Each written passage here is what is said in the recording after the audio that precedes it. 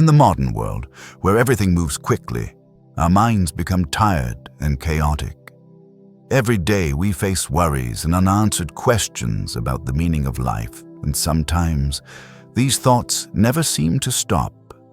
But is there a quiet place, a space where we can pause, listen, and find the answers to the deep questions within ourselves?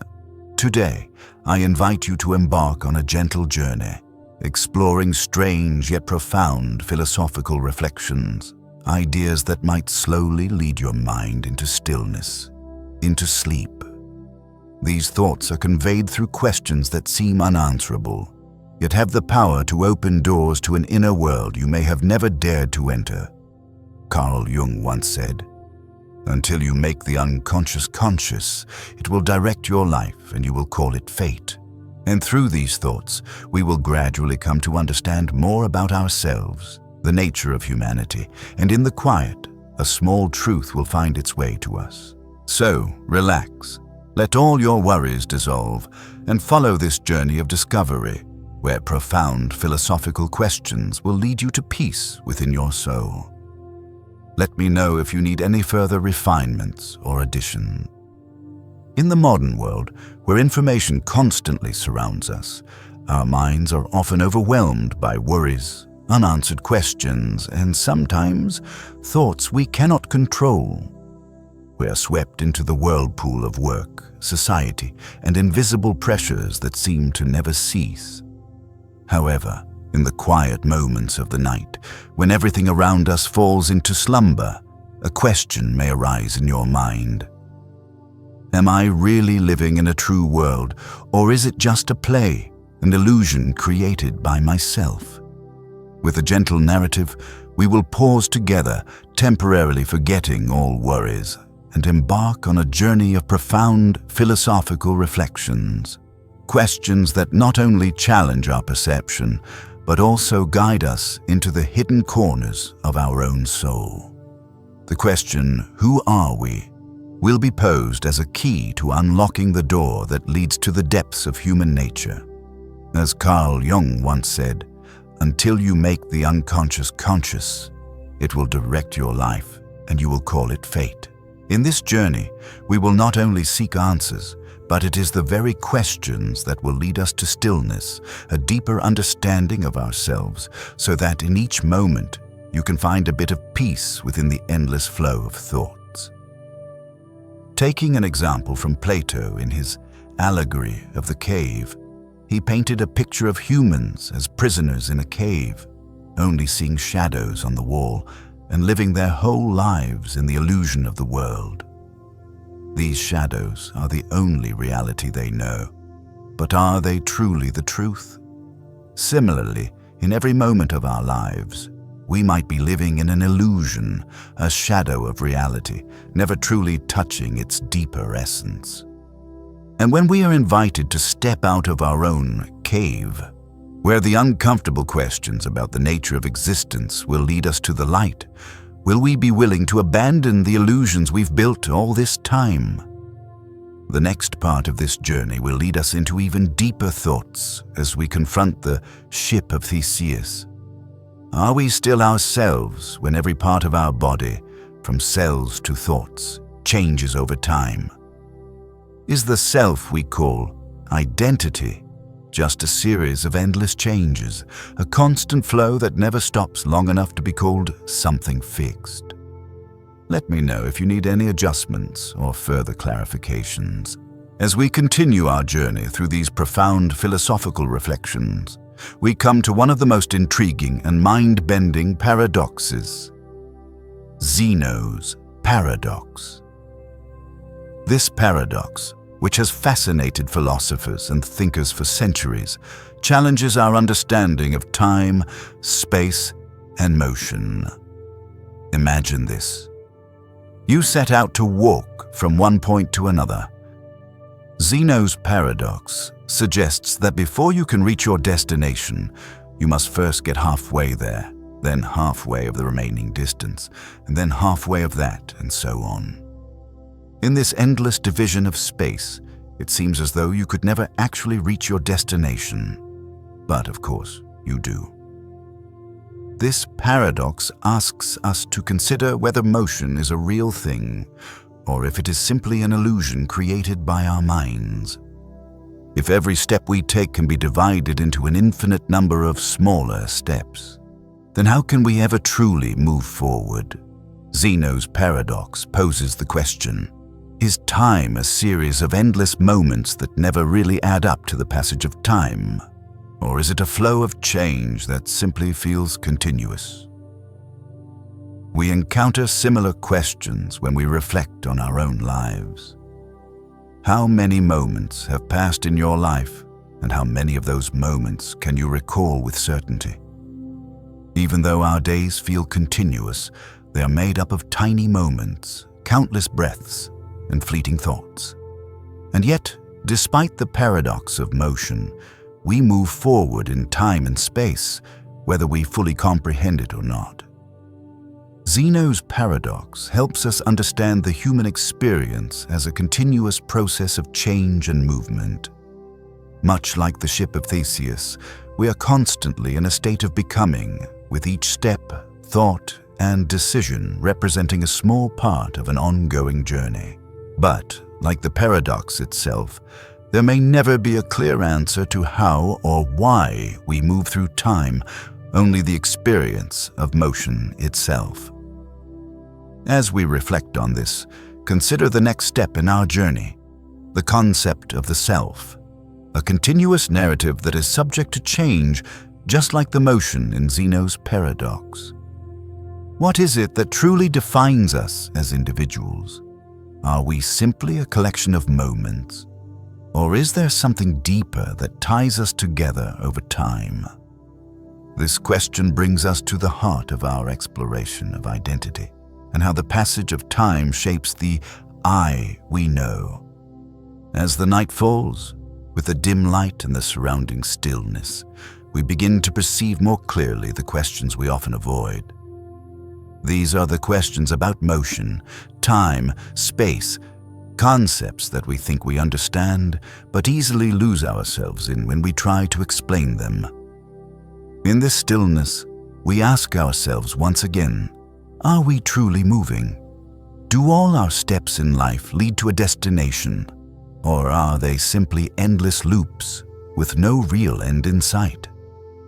From these thoughts arises one of the oldest philosophical questions, posed by Zeno, an ancient Greek philosopher. Through his paradoxes, Zeno forced the entire field of philosophy to stop and reconsider the nature of motion and time. One of Zeno's most famous paradoxes is the paradox of infinite divisions, in which Zeno argues that an object cannot move from point A to point B, because before it reaches point B, it must first travel halfway there, then half of the remaining distance, and so on. So, the object must undergo an infinite series of steps, never completing the journey. In this theory, motion seems to be an illusion. This is Zeno's paradox. If we divide the distance into infinite parts, are we truly moving? Or are we simply making endless steps that never end, with no real change occurring? So, if every journey, every movement in our life is simply these infinite steps, can we truly achieve a goal? Do all the things we pursue, whether it's a dream, an accomplishment, or a happy life, truly exist? Or are we merely walking in an eternal loop, never really reaching a destination? When Zeno presented this paradox, he wasn't just challenging us about motion, but he was forcing us to confront the very essence of time and space. His questions about whether an object can truly move when every step is an infinite part are a way of asking us to reconsider what we call reality. If we keep breaking our journey into smaller and smaller parts, if we continue to divide it endlessly, can we ever really move forward? Or are we simply falling into a whirlpool that never ends? An easy way to picture this is when we look at a long road ahead of us. We walk, but each step only takes us to a point halfway down the road. Then, each next step takes us to an even smaller part, In reality, according to Zeno's theory, the road never ends because with every step, we must reach a smaller part infinitely. But then, something happens in life that Zeno's theory can't explain. We still move forward. Even though each of our steps seems small, we still feel that we are moving. And in that very moment, we realize that motion, even if it seems like an illusion, is in fact what makes life possible. Perhaps the important thing is not whether we reach a goal, but the journey we have undergone, the steps we've taken to shape this life. Movement does not always have to have a clear destination. Sometimes in the journey itself, we find stillness, peace, and meaning. The endless steps that Zeno talks about might not be absurd, but an invitation for us to slow down and appreciate each step, no matter how small. As Carl Jung once said, your vision will become clear only when you look into your heart. Who looks outside dreams, who looks inside awakes. True movement is not the movement through space, but the exploration of ourselves in each moment of life. When we look into our own soul, we realize that even though everything changes, even though we may feel we never truly reach the destination, the journey is where we find peace.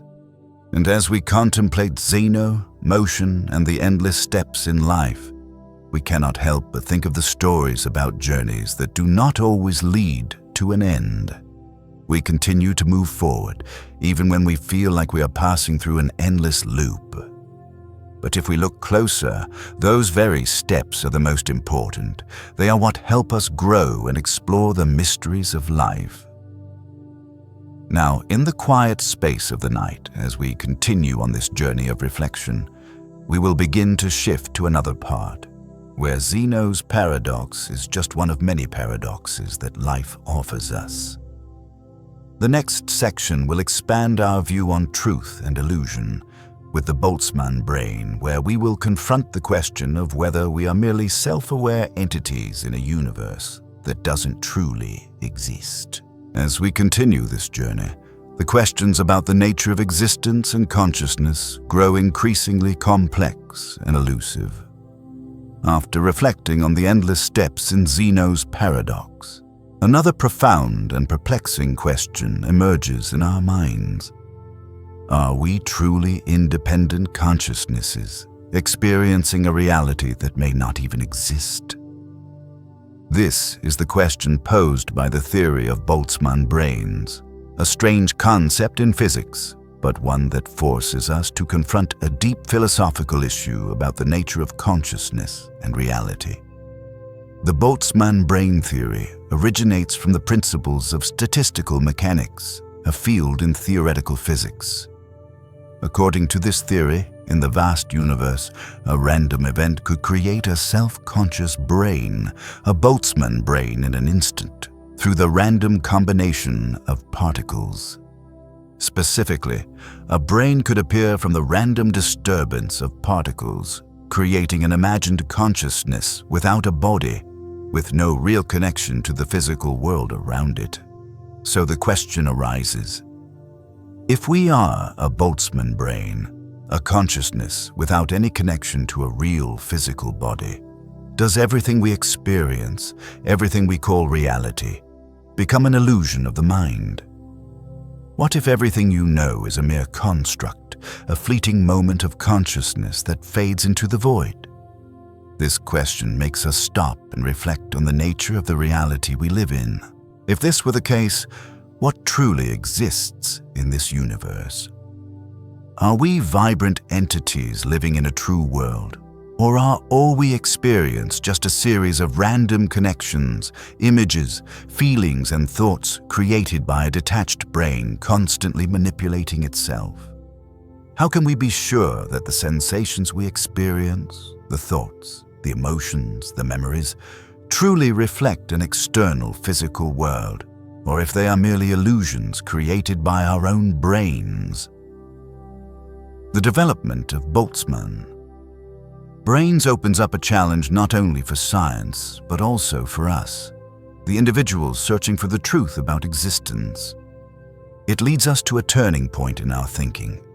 Could it be that someone, in their sleep, in their dreamlike moments, could actually be a Boltzmann brain in a universe they believe is real, but which is, in fact, merely an illusion created by their own brain? At the same time, this theory confronts us with one of the greatest mysteries in philosophy. Can we trust the existence of an objective reality when what we sense, what we see, could merely be products of consciousness itself? This thought echoes the deep uncertainty that philosophers have long felt. One of the first to raise this question was René Descartes, who said, "Cogito ergo sum," I think, therefore I am. However, Descartes was not the only one to question the existence of the external world. The issue of doubting what we see, what we feel, what we know, has been profoundly discussed through thought experiments about consciousness and reality. When we reflect on Descartes' words, we notice that in every moment we perceive the world, we are living in our own model.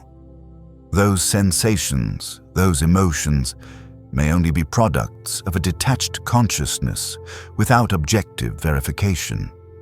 That is why the philosophy of Boltzmann brains is not just a physical theory, but a challenge to our very awareness.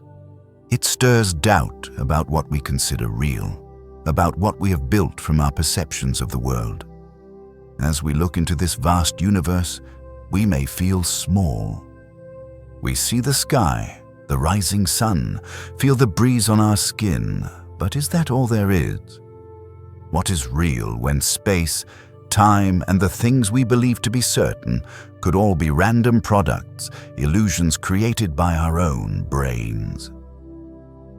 As you continue this journey, a new thought will gradually arise in your mind. Is everything we experience, everything we call life, truly an illusion woven by our own minds? Could the emotions we feel be nothing more than random responses from a mind devoid of true awareness? When we look into ourselves in the mirror, do we really see ourselves, or is it merely a reflection of a Boltzmann brain trying to understand the world around it? But in this very moment, we realize a wondrous truth. Whether we are a Boltzmann brain or a true human being, we are still here, existing in this very moment. The sense of presence, the sense of existence, even if it is an illusion, still gives us a sense of reality, completeness, and meaning. This is the wonder of consciousness, no matter where it originates from, whether real or an illusion. It still creates the life we are experiencing. We will continue this journey together, where questions about reality and illusion will guide us to even deeper reflections. The next section will lead us to another concept, where we will confront the paradoxes of being in the ship of Theseus and ask whether we can truly be ourselves when every part of our body and mind changes in every passing moment. As we have journeyed together through enchanting paradoxes, from the endless steps of Zeno's paradox to the unsettling possibilities of consciousness in the Boltzmann brain theory, we now arrive at a crossroads, the philosophical challenge capable of shaking the very foundation of how we perceive the world. Is there truly an inherent right or wrong in the universe, or are all moral values mere human constructions, woven from collective beliefs and societal needs? As the night deepens and silence gently settles over everything, a question may quietly rise within you from a depth you rarely explore. If there is no inherent right or wrong, no true justice or injustice, no absolute moral truth, then what remains for us to cherish in this life? This is the central problem posed by moral nihilism, a philosophical stance that challenges every moral belief we have inherited across centuries.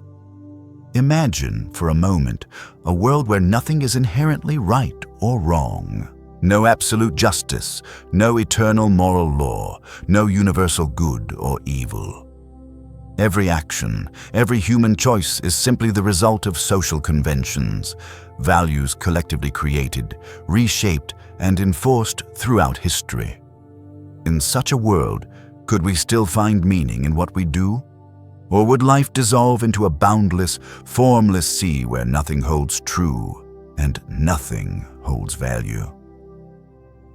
Moral nihilism argues that there is no natural moral order, no objective system of ethical truths. Friedrich Nietzsche, one of the most striking voices of this perspective, famously wrote in The Gay Science, "God is dead. God remains dead, and we have killed him." Nietzsche was not speaking of the death of a literal deity, but of the collapse of absolute moral values, structures humanity once relied upon for purpose and direction. With no external authority to define right and wrong, we are left to confront the unsettling freedom of creating our own values. Stepping outside these familiar moral frameworks can feel like standing before an infinite ocean, boundaryless, unmarked, and disorienting. Our decisions become uncertain, our actions lose their traditional grounding. Yet, in this very ambiguity, a strange kind of freedom reveals itself. If there is no absolute right or wrong, then perhaps we are free to craft our own values, rules rooted not in rigid societal expectations, but in the authenticity of our own inner truth. In a world built entirely by human constructs, could we imagine a new moral foundation, one not based on transcendental principles, but on empathy, understanding, and inner harmony? A foundation where each person lives according to what they deeply feel is right, without the weight of imposed norms. In such a world, the pursuit of right becomes the pursuit of inner alignment, not universal morality. For Nietzsche, moral nihilism was not an erasure of all values, but a radical invitation to create. In Thus Spoke Zarathustra, he declared, "Become who you are." This is not merely a call to self-discovery. It is a call to self-creation, a call to craft your own moral compass, grounded not in inherited structures, but in your authentic being. Stepping beyond traditional moral boundaries forces a profound question upon us. Can we live a meaningful life without the safety of inherited moral standards? Can we navigate existence guided solely by our own conscience, intuition, and understanding? Though the answer may be uncertain, within this freedom lies the possibility of discovering a meaning that is deeply personal, crafted not by society, but by ourselves. When all moral frameworks dissolve, life does not become empty, it becomes open. And this openness is not chaos, it is potential. In this quiet vastness, we uncover a hidden strength, a capacity to shape ourselves and the world around us.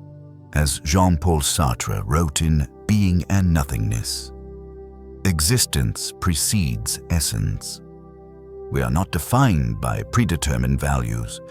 We define ourselves through our choices, actions, and creations. Reflecting upon your own life, can you recognize whether you are living by values you genuinely believe in or values imposed upon you by society? At every moment, perhaps we do not need to follow any rigid moral code, but instead live truthfully, seeking meaning in the choices that resonate with our deepest being. In this peaceful moment of the night, as everything slows down, let your thoughts drift gently into the question of freedom and morality, of crafting a life shaped not by external demands, but by inner truth. Allow the calm understanding to emerge. As Carl Jung said, until you make the unconscious conscious, it will direct your life and you will call it fate. To live without absolute moral standards is not to lose direction, it is to embark upon a journey of self-definition. And within that journey, we begin to uncover our truest nature. In the next part, Our path will lead us deeper into the heart of human decision-making, where freedom and responsibility collide. We will explore the trolley problem, a philosophical challenge that forces us to confront morality in moments of urgency, where every choice carries a consequence. Let us continue, step by step, into the unfolding mystery of what it means to choose, to act, and to be human. As we continue our journey exploring the nature of ethics and choice, the question of responsibility and intervention rises once again, leading us into one of the most profound and challenging moral paradoxes. Is there a difference between actively pushing someone to save others, or simply letting fate unfold? This is the central dilemma presented in the famous trolley problem, a thought experiment that forces us to confront harsh decisions, the balance between good and evil, between saving lives and making sacrifices. Imagine standing on a bridge, looking down at a set of railway tracks. Ahead of you, a trolley is hurtling toward 5 people standing on the track, unable to move. You realize that by pulling a lever, you can divert the trolley onto another track where 1 person stands. By sacrificing 1, you can save 5. The question is, are you willing to make that choice? Will you intervene, directing the trolley toward the 1 person, or will you let fate take its course? This is the essence of the trolley problem, a question not about saving or sacrificing lives, but about your responsibility toward life and death, about how you perceive intervention in a world where everything seems unchangeable. Can your choice ever truly be right when you are forced to make a cold, rational decision between saving many or sacrificing 1 life for the greater good? The ethical philosophy at the heart of the trolley problem is not merely about choosing between 2 good deeds. It challenges us to think about the very nature of ethics, the role each of us plays in shaping the fate of others.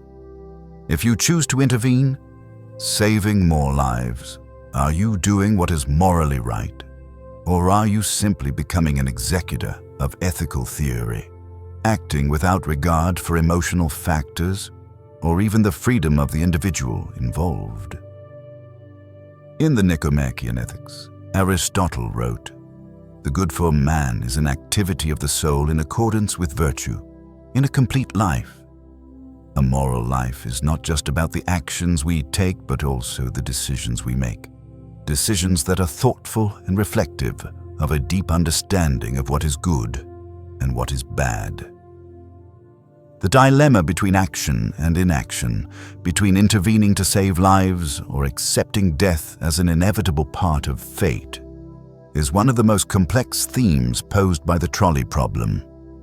Whether or not you act, and whether your actions are morally justified, is not easy to determine.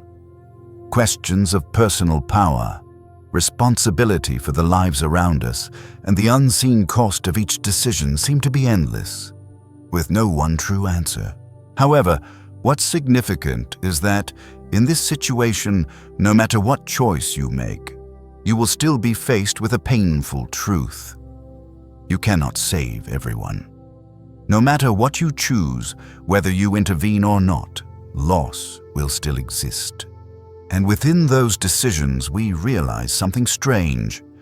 We are not just deciding the fate of others. Our choices also reflect how we face ourselves.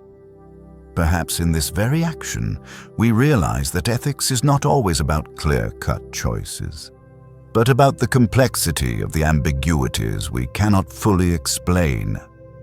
How do we define right and wrong when every decision carries with it an unseen cost that cannot be measured?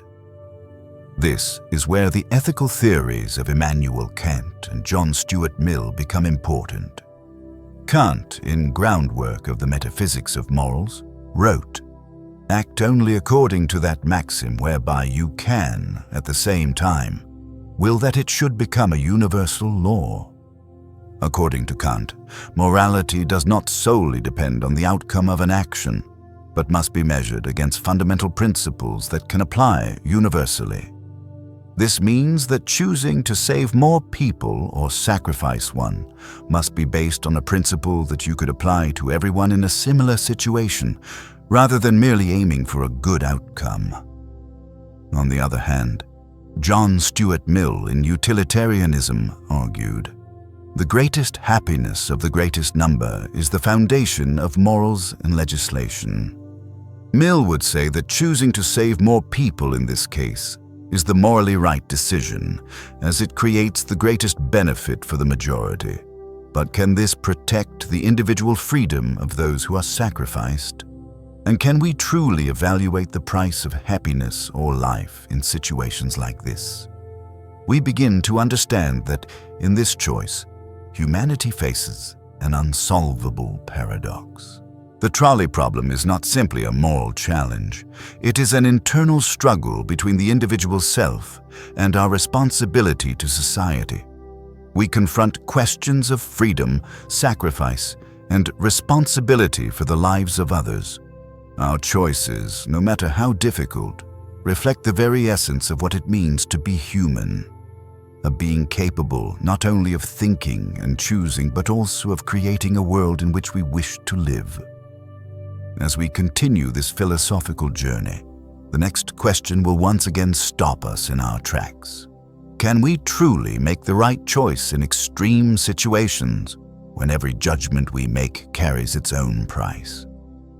This question will guide us toward moral relativism, a perspective where moral values are not defined by an absolute standard, but rather are created by each individual and society.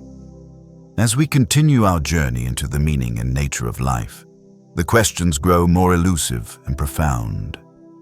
After facing the ethical challenges in the trolley problem and reflecting on the choices between saving and sacrificing, we now stand before yet another critical question.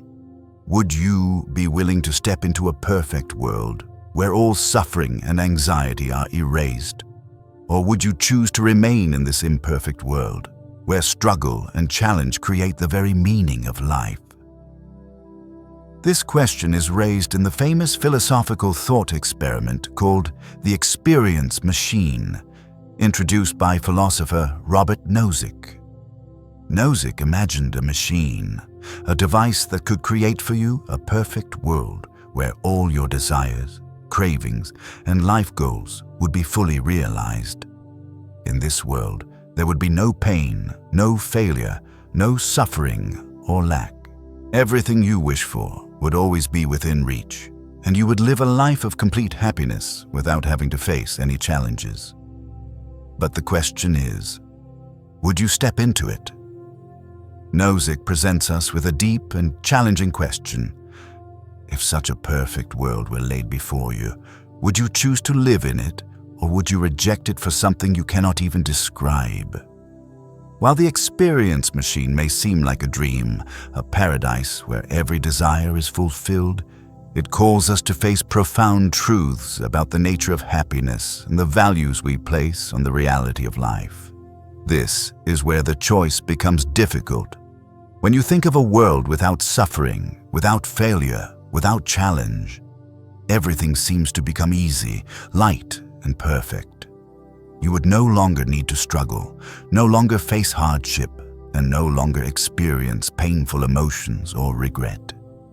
In such a world, you could live happily forever, enjoying every moment without worrying about anything.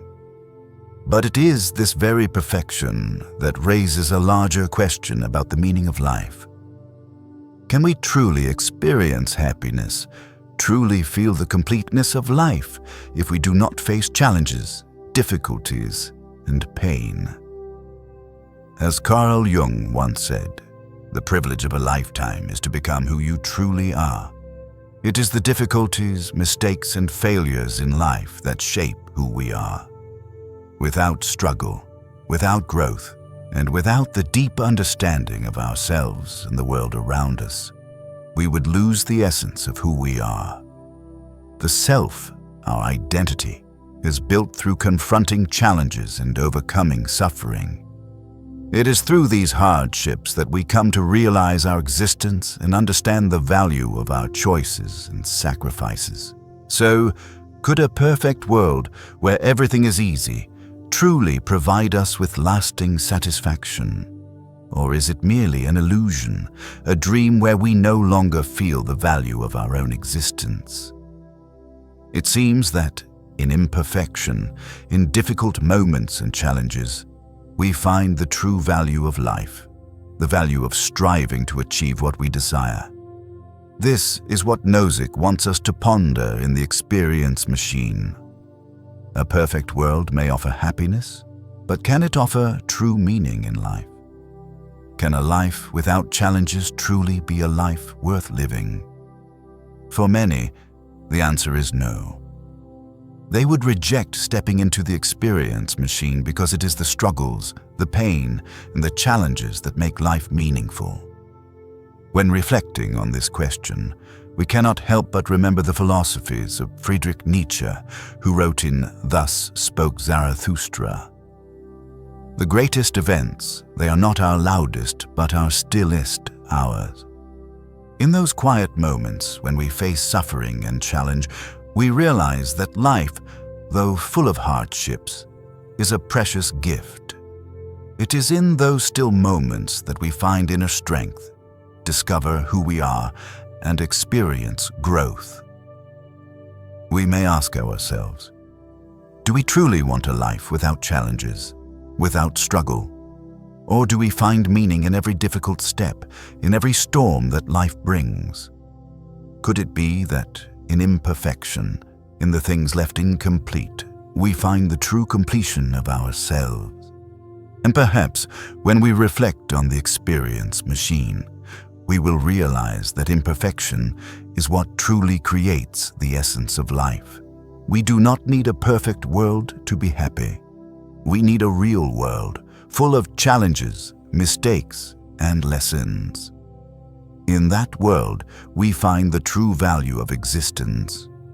With this thought, we will continue our philosophical journey, stepping into deeper questions about life, the self, and the world around us. The next section will take us into another realm, where morality is no longer absolute, but can change depending on context and circumstances. This is the realm of moral nihilism, where we will confront the void in ethics and existence. As we continue our philosophical journey, each step brings us closer to deeper questions, questions that not only challenge reason but also touch the very core of awareness and existence. After contemplating the challenge of the experience machine and the choice between a perfect world and a world full of struggle, we now face a question that is even more complex and profound. Are we prisoners in a cave, seeing only the shadows of reality, never able to touch its true essence? This is the question Plato posed in his allegory of the cave, one of the greatest metaphors in philosophy, a story about the limitations of perception and the journey to discover the truth. In Plato's tale, he describes a group of people who have been imprisoned in a cave since birth, unable to move, unable to see anything but the wall in front of them. Behind them is a fire, and between them and the fire are others holding various objects. The light from the fire casts the shadows of these objects onto the cave wall. The prisoners can only see these shadows, and they believe these shadows are the only reality they know. What's strange is that if one of the prisoners is freed, taken out of the cave and exposed to the sunlight, seeing the actual world, not the shadows, but real objects, trees, the sky, and other people, could they convince the others still in the cave that the reality they see is nothing but an illusion, a pale copy of the true world? And if they return to the cave to tell the others about the world outside, would the others believe them, or would they dismiss the freed prisoner as insane? Through Plato's pen, this story is not just a metaphor about those living in a limited world, but also a warning about the dangers of being unaware of the limitations of our own perception. Plato's message is not just that we might be living in an illusion, but that we need to ask ourselves, can we truly see the world as it is, or are we always seeing it through the lenses of our biases, beliefs, and self-imposed limitations? Looking at our daily lives, could we be the prisoners in the cave of our own making? The shadows Plato refers to could be all the beliefs, assumptions, and judgments we have accepted without ever questioning if they represent the truth. Perhaps the stories society tells us about life, happiness, success, the norms of right and wrong, are just shadows on the walls of our minds. And are we living within these illusions while the true world remains unseen and unexplored? The limits of human perception are not new. Throughout the history of philosophy, many thinkers have pointed out that humans often live within self-created boundaries. Aristotle, Plato's student, developed a theory of epistemology, the study of knowledge, where he emphasized that all human knowledge is influenced by the senses. The more you know, the more you realize how much you don't know.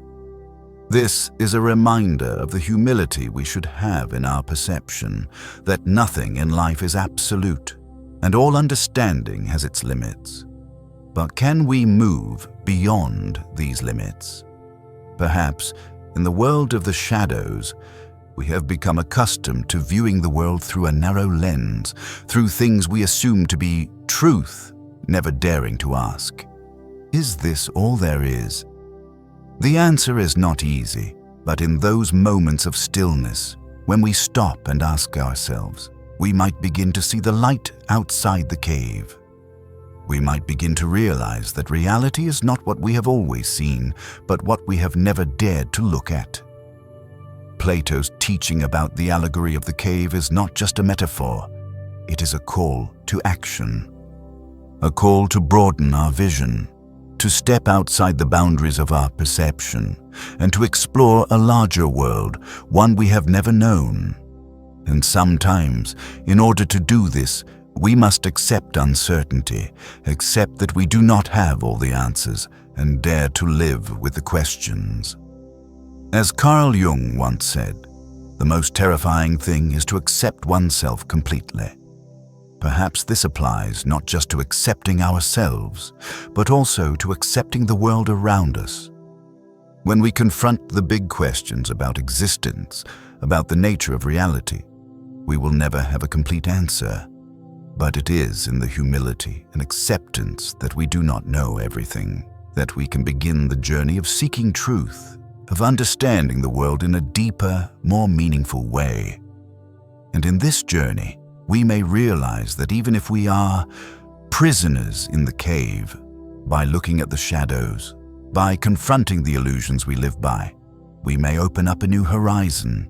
For only when we dare to look into the darkness, to face the limits of our perception, can we truly see the light. As we continue reflecting on these questions, our journey will take us into deeper reflections about the nature of the self, about change and stability in life. The next part will guide us into a discovery about the existence of the ego as we confront the ship of Theseus and the question of whether we can truly be ourselves when every part of our body and mind changes with every passing moment.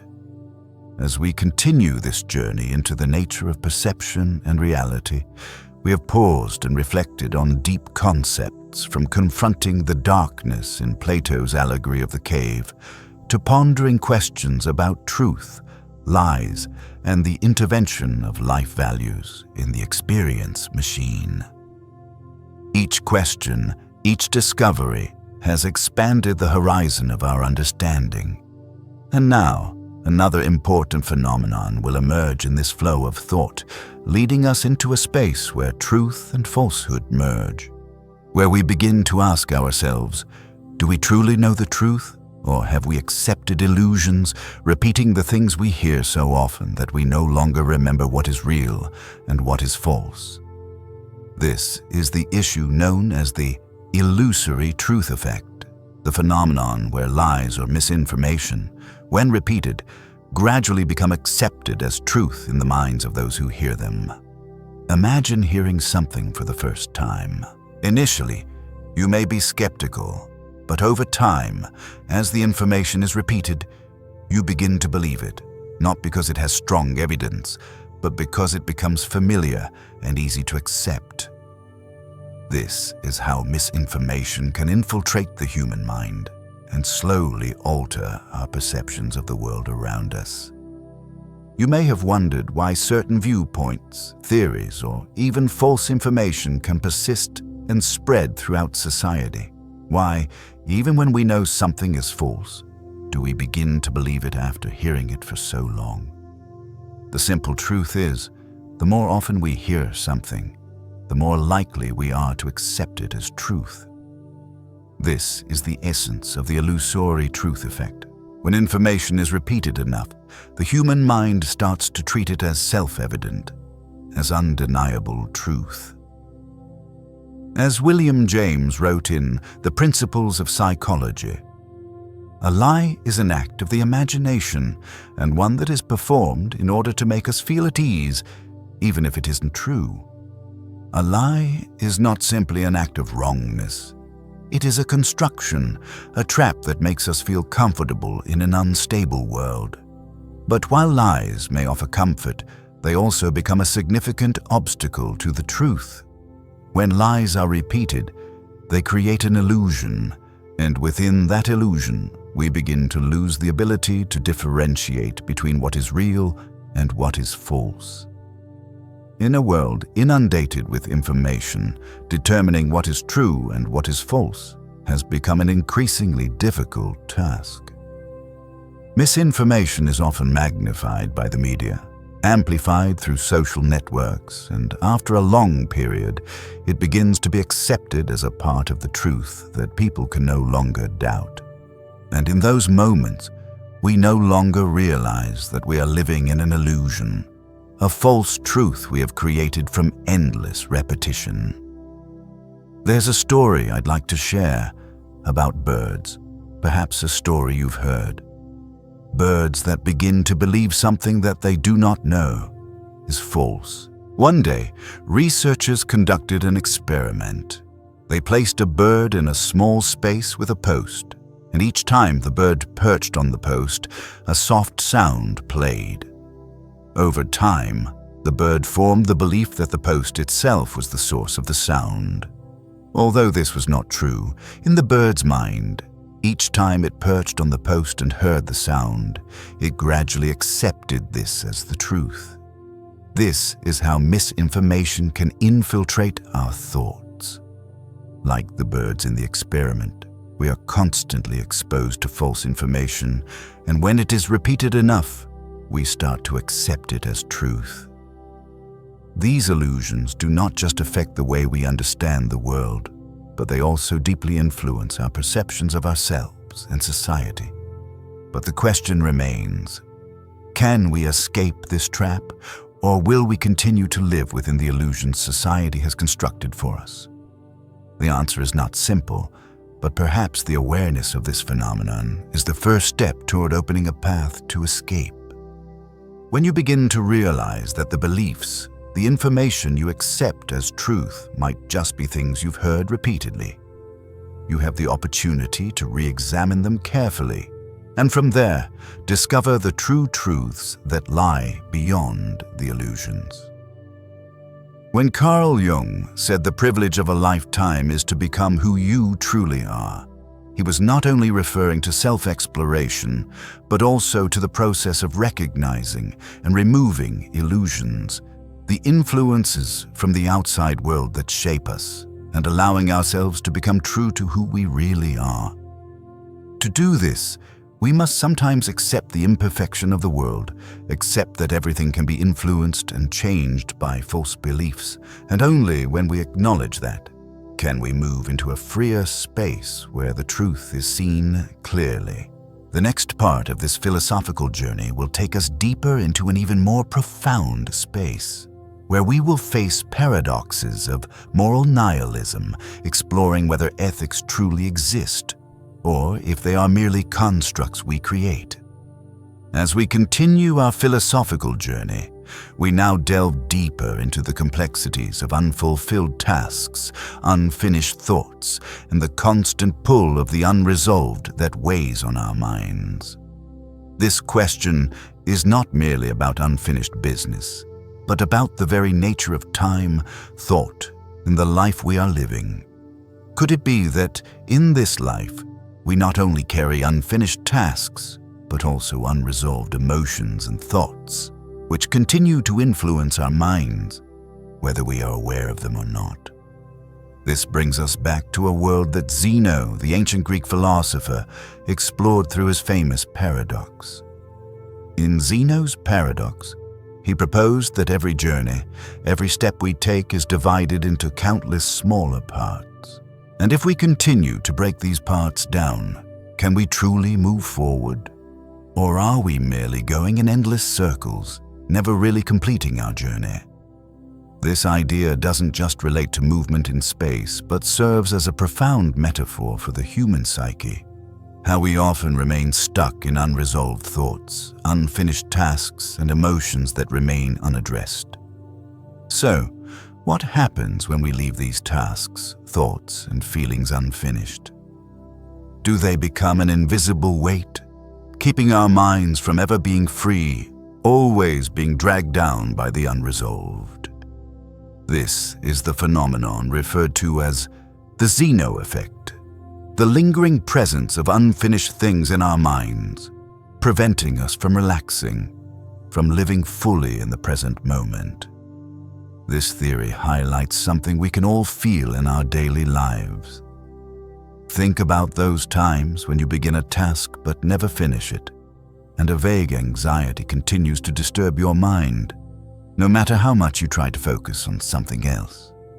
Or consider those unresolved thoughts, those ongoing arguments, and the emotions that remain unexpressed. These things, though they seem small, hold strange power, preventing us from letting go. Our minds cannot rest when these issues linger in our psychological space, much like a ship that can never leave port because it is caught in a never-ending whirlpool. Perhaps what truly makes us feel weary and anxious is not being able to complete everything we start. This seems to reflect an undeniable truth about life. We are constantly caught up in the desire to finish things. We feel that unless everything is completed, we will never be at peace.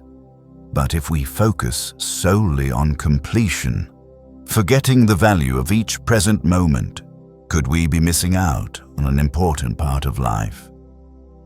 As Carl Jung once said, the most terrifying thing is to accept oneself completely. We must learn to accept that not everything in life can be completed immediately. Not every thought or emotion can be resolved instantly. Sometimes the important thing is not completion, but learning how to let the unfinished things rest without letting them block our minds or emotions. Allow them to stay, give them time, and give ourselves the space to rest. In reality, the things left unfinished are not inherently tied to feelings of guilt or anxiety. The unfinished tasks are simply part of a longer journey, part of an ongoing cycle of learning and growth. The unresolved thoughts may be an invitation to return, to reflect, and to uncover what truly matters. And sometimes it is precisely an imperfection in the unfinished that we discover our true selves.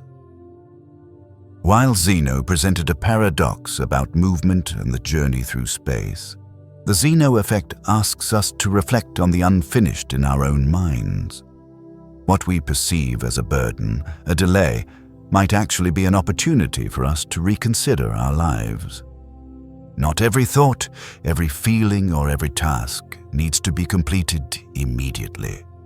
Some things in life, in our thoughts, only need to be understood, embraced, and allowed to stay for a while, without forcing completion. As we reflect on these ideas, on unfinished tasks, unresolved thoughts, and lingering emotions, we will gradually realize that life does not always need to be perfect, and we do not always need to race against time to finish everything. We can relax, find peace in the very moments of incompletion, and discover tranquility in the unfinished. With this insight, we will continue our philosophical journey, moving into deeper questions about change, identity, and the self. Is change truly necessary for us to find fulfillment, or is stability within the self the key to peace? The answer will gradually reveal itself in the next part, with the ship of Theseus, where we will confront the ceaseless change and the stability of the soul. As we continue our philosophical journey, we now step into another fascinating psychological paradox that has a powerful influence on our everyday lives. Imagine sometimes we can achieve what we want, not by asking, persuading, or even pleading, but by doing the opposite, by saying that something should not be done. This is the power of reverse psychology, a technique we sometimes use to spark curiosity, resistance, and, at times, to prompt an action we desire without directly asking for it. When it comes to reverse psychology, you may have encountered familiar situations in life. When you advise someone not to do something, only to unintentionally encourage them to do exactly that. Perhaps it's due to an innate desire to resist control, or simply out of curiosity about whether they can defy the request. This is an intriguing psychological phenomenon, and it reveals a profound truth about the nature of freedom and personal choice. Reverse psychology is not merely a simple trick to get someone to do what we want without directly asking for it. It is a psychological lesson about human instinct, resistance, and autonomy. When someone feels controlled, they often have an impulse to do the opposite, to assert their freedom of choice. In fact, this doesn't just happen in everyday scenarios like a child's playful rebellion or casual conversations with friends, but also in more complex situations when we face demands or instructions from others that make us feel we lack control over our own decisions. In philosophy, reverse psychology can be seen as a test of freedom and personal power. The existential philosopher Jean-Paul Sartre once said, "Man is condemned to be free because once thrown into the world, he is responsible for everything he does." Sartre emphasized that once we become aware of our freedom, we cannot avoid the responsibility for every choice we make. And in those moments where we are driven to do the opposite of what we are asked, when we feel compelled to act against a request, we are also experiencing a process of self-awareness about who we are and about the power we hold over our actions. Imagine a child playing and you tell them, "Don't touch that." Immediately, instead of listening to you, they may intentionally do the opposite, not because they don't understand, but because of an instinctual resistance to the command. In this case, your words, though meant as a warning or prohibition, become an invisible invitation that makes the child curious, prompting them to act in the opposite way. This not only reflects the natural human tendency to resist power and control, but also reveals that we are constantly seeking freedom, even in the smallest situations, even if we do not always recognize it. In this contradiction, reverse psychology reveals an essential aspect of the self. When we are pushed, when we are told to do something, we don't just resist to act against it, we are asserting our freedom. As Friedrich Nietzsche said, "He who has a why to live can bear almost anyhow." When we feel we have the power of choice, when we realize we are not puppets controlled by others, we can face any challenge, any demand, not feeling bound, but rather seeing it as an opportunity to affirm ourselves. However, what's even more intriguing is that in more complex situations, when we look at important decisions in life, such as in relationships, work, or societal scenarios, reverse psychology is not just a way to get someone to do what we want. but it also reflects the interplay of power and freedom. If you ask someone to do something, they might rebel. But if you say the opposite, you unintentionally give them the sense of control, the freedom to decide for themselves, and thus they may end up doing exactly what you wanted, but because they feel it is their own choice. In life, knowing that we have freedom, the ability to choose, is the key to unlocking every door. Reverse psychology, therefore, is not just a psychological tool, but a test of how people seek freedom in a world full of rules, commands, and control. It not only helps us understand the nature of resistance, but also makes us aware that sometimes it's in the act of not intervening or not demanding that we create change, when others feel the power of their own decision-making. As we reflect on reverse psychology, we begin to understand that life does not always need to be tightly controlled. Sometimes, freedom, choice, comes from letting others decide, from allowing them to carve their own path. And it is in those moments that we can see change, not through imposition, but through understanding and respecting the freedom of others. While contemplating reverse psychology, we will gradually begin to realize that life is not always about being controlled, about achieving what we want through direct requests. Sometimes it's through letting go, through respecting freedom, that true change happens, within ourselves and in others. As we continue on this philosophical journey, the next part will lead us into deeper questions about ethics and freedom, where the lines between rules and limits begin to blur, and each of us must decide how we live and choose. The next section will open up thoughts on moral nihilism and the question of whether morality truly exists, or if it is merely something that we create for ourselves. As we continue our journey through the philosophical landscape, from ethical decisions in reverse psychology to the perception of freedom in action, we are now confronted with another powerful psychological phenomenon that calls for reflection. This is not a grand paradox or a complex philosophical question, but a concept about how the human mind can be influenced by the very first information we encounter, a phenomenon known as anchoring bias. Have you ever wondered why your decisions are often swayed by the first thing you hear, even if you're consciously unaware of it?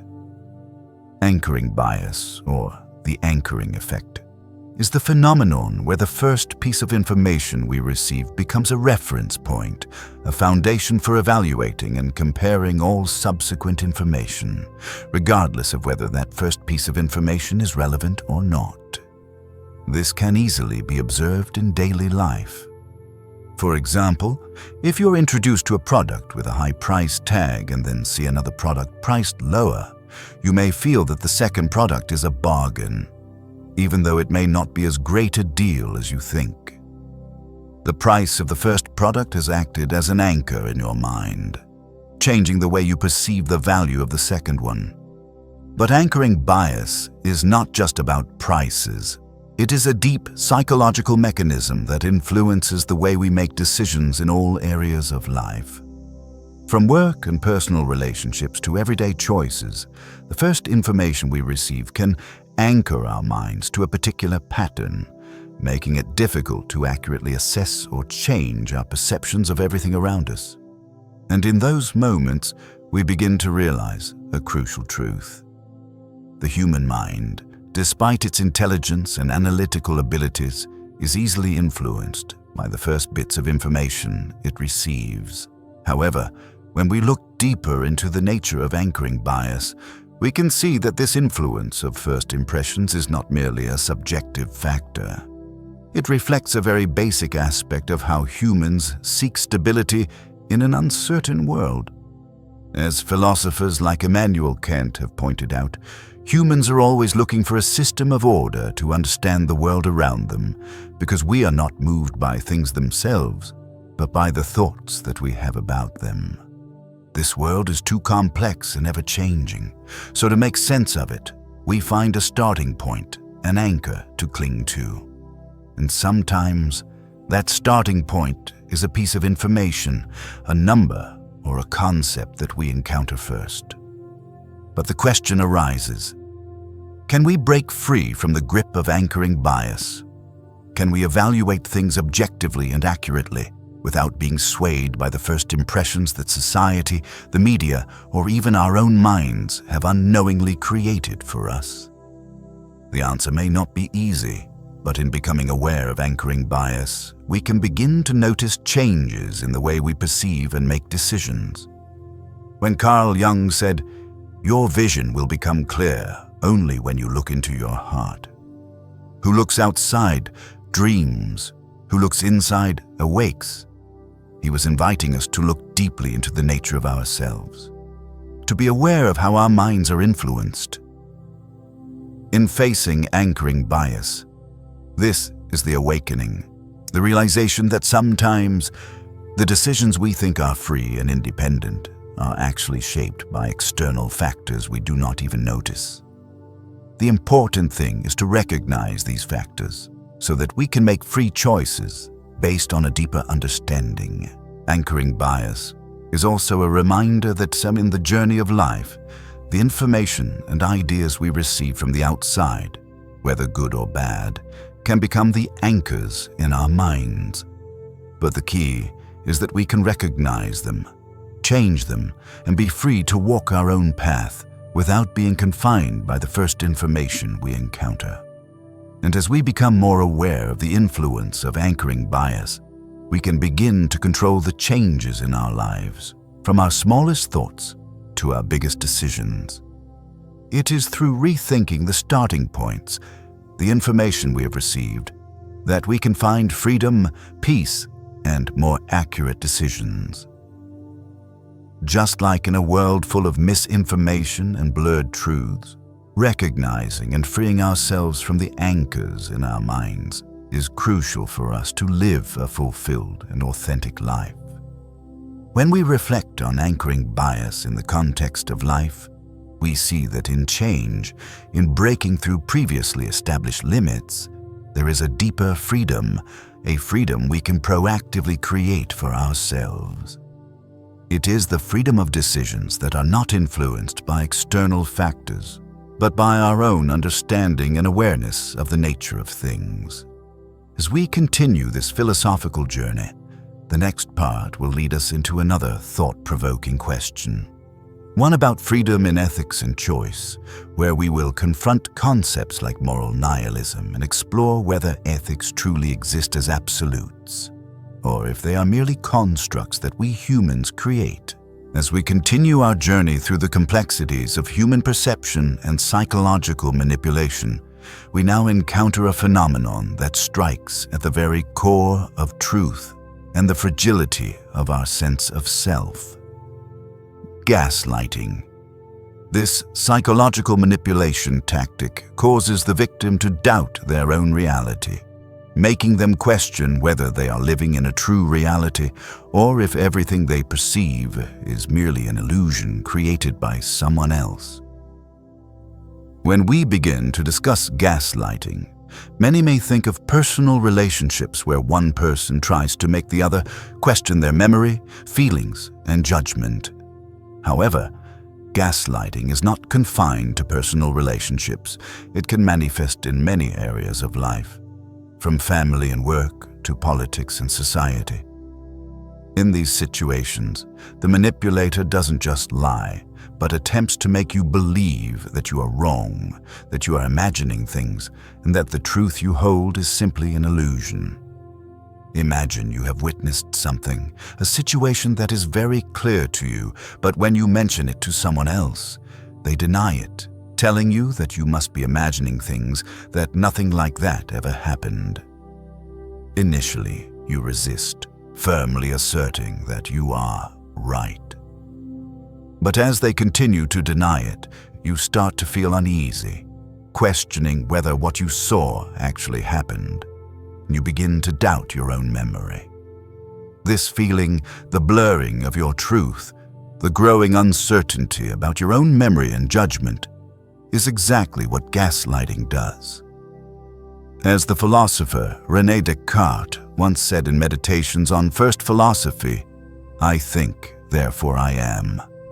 This statement encapsulates a profound philosophy about the nature of consciousness and existence. When Descartes asserted that "I think, therefore I am," he defined the act of thinking as the foundation of all existence, a confirmation of the self. Yet, gaslighting is an attack on that very capacity for thought, causing the victim to doubt their own reasoning and perception, ultimately eroding their sense of self. When we begin to doubt our thoughts and memories, we lose the ability to self-recognize, to understand ourselves. But why does gaslighting have such immense power? The strength of gaslighting lies in its subtlety and repetition. Over time, as you are manipulated, you begin to feel as though everything you thought you knew about the world no longer holds value. Things you once believed to be certain begin to unravel. It feels as though you are living in a dream where reality becomes blurred and indefinable. Gradually, you begin to live in a world not your own, but one constructed by the manipulator, a world built from lies and emotional manipulation. You might wonder, why do lies have such a profound ability to alter the very nature of truth? Why do we so easily believe in a false reality when everything we know is being clouded? This may be connected to how the human mind operates. As philosopher William James wrote in The Principles of Psychology, the greatest weapon against stress is our ability to choose one thought over another. Our minds are not always able to distinguish between truth and illusion, and in a constantly manipulated environment, we lose the ability to self-assess and critically evaluate our thoughts. Gaslighting infiltrates our minds, making it impossible to choose thoughts that bring peace, leaving us instead with those that undermine us, creating perpetual tension and self-doubt. This forces us to face a painful truth about the power of words and their influence on the human mind. A single word can shatter an inner life, erode self-trust, and even alter how we perceive the world.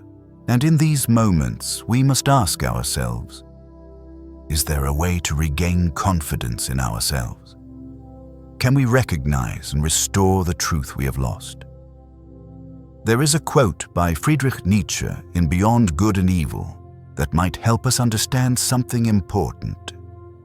He who fights with monsters should be careful lest he thereby become a monster.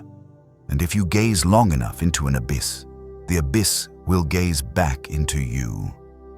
Nietzsche reminds us that when we face manipulative forces, we must be careful. If we do not keep our trust in ourselves, we may fall victim to the very manipulations we seek to fight against, and over time, lose our true selves. Therefore, confronting gaslighting is not just about identifying manipulation, but embarking on a journey of self-awareness to protect ourselves from the erosion of truth in our minds. In our daily lives, when you feel manipulated, when you begin to doubt yourself, remember this: you have the right to protect your truth. You have the right to feel and think without interference from anyone. Recognizing the existence of gaslighting and understanding that your mind is not a space to be manipulated will help you remain grounded in every decision, every choice you make in life. And as we continue to reflect on gaslighting and its effects, we will transition into the next phase of this philosophical journey, where the questions about the nature of ethics and freedom will once again open up, leading us into reflections on moral nihilism and the exploration of whether ethics truly exist as absolutes or if they are simply constructs that humans create. As we continue to explore the deeper aspects of human psychology, after confronting the effects of gaslighting, we now open the door to an even more profound psychological phenomenon: brainwashing. This manipulation tactic doesn't just influence perception, It can completely alter beliefs, actions, and how individuals perceive the world around them. It's a psychological strategy that makes victims question their reality, causing them to wonder if they are truly living in a real world or if everything they experience is just an illusion created by others. When we first think of brainwashing, we often associate it with extreme cases, such as in cults or authoritarian regimes. However, brainwashing can manifest in various forms, affecting any situation where an individual or group tries to change someone's beliefs and behaviors through subtle and powerful psychological tactics. As philosopher Jean-Paul Sartre once said, "Freedom is what you do with what's been done to you." However, in a world where freedom is stripped away, when every thought and action of a person is controlled and altered, what remains of freedom? Imagine a situation where a person is completely isolated from the outside world, cut off from their family, friends, and social connections. They are confined in a closed environment where every thought, every belief, is controlled and manipulated. In this space, there is nothing but the constant reinforcement of messages, words, and actions that the manipulators want them to believe. This tactic is often employed by extremist organizations, designed to erase a person's ability to think critically and distinguish between truth and falsehood, between right and wrong. Victims of brainwashing lose the ability to make decisions on their own because every thought they have has been replaced with beliefs implanted from the outside. Isolation removes any opportunity for them to receive information from the outside world, and this lack of external input creates a void in their mind, a void that manipulators can easily fill with new beliefs and theories. With no ability to critically assess, they are left with only the manipulated messages they are fed. In this way, brainwashing becomes not just a battle of beliefs, but a battle for the freedom of the mind. As Plato wrote in The Republic, "The first and best victory is to conquer self." While Plato speaks of conquering oneself through control and awareness, brainwashing reverses everything. The victory is not of the self, but of those who manipulate.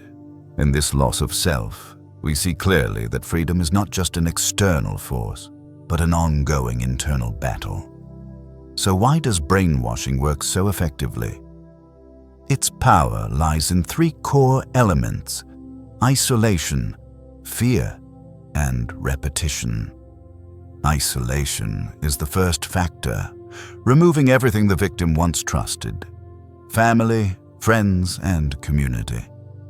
When a person is cut off from alternative relationships and sources of information, they become more likely to accept new perspectives, because there is nothing left to compare them to, nothing to contrast them with. With no ability to reference, they gradually become consumed by the worldview the manipulators construct for them. The second factor is fear. When someone lives in an environment of constant anxiety and uncertainty, they will seek safety.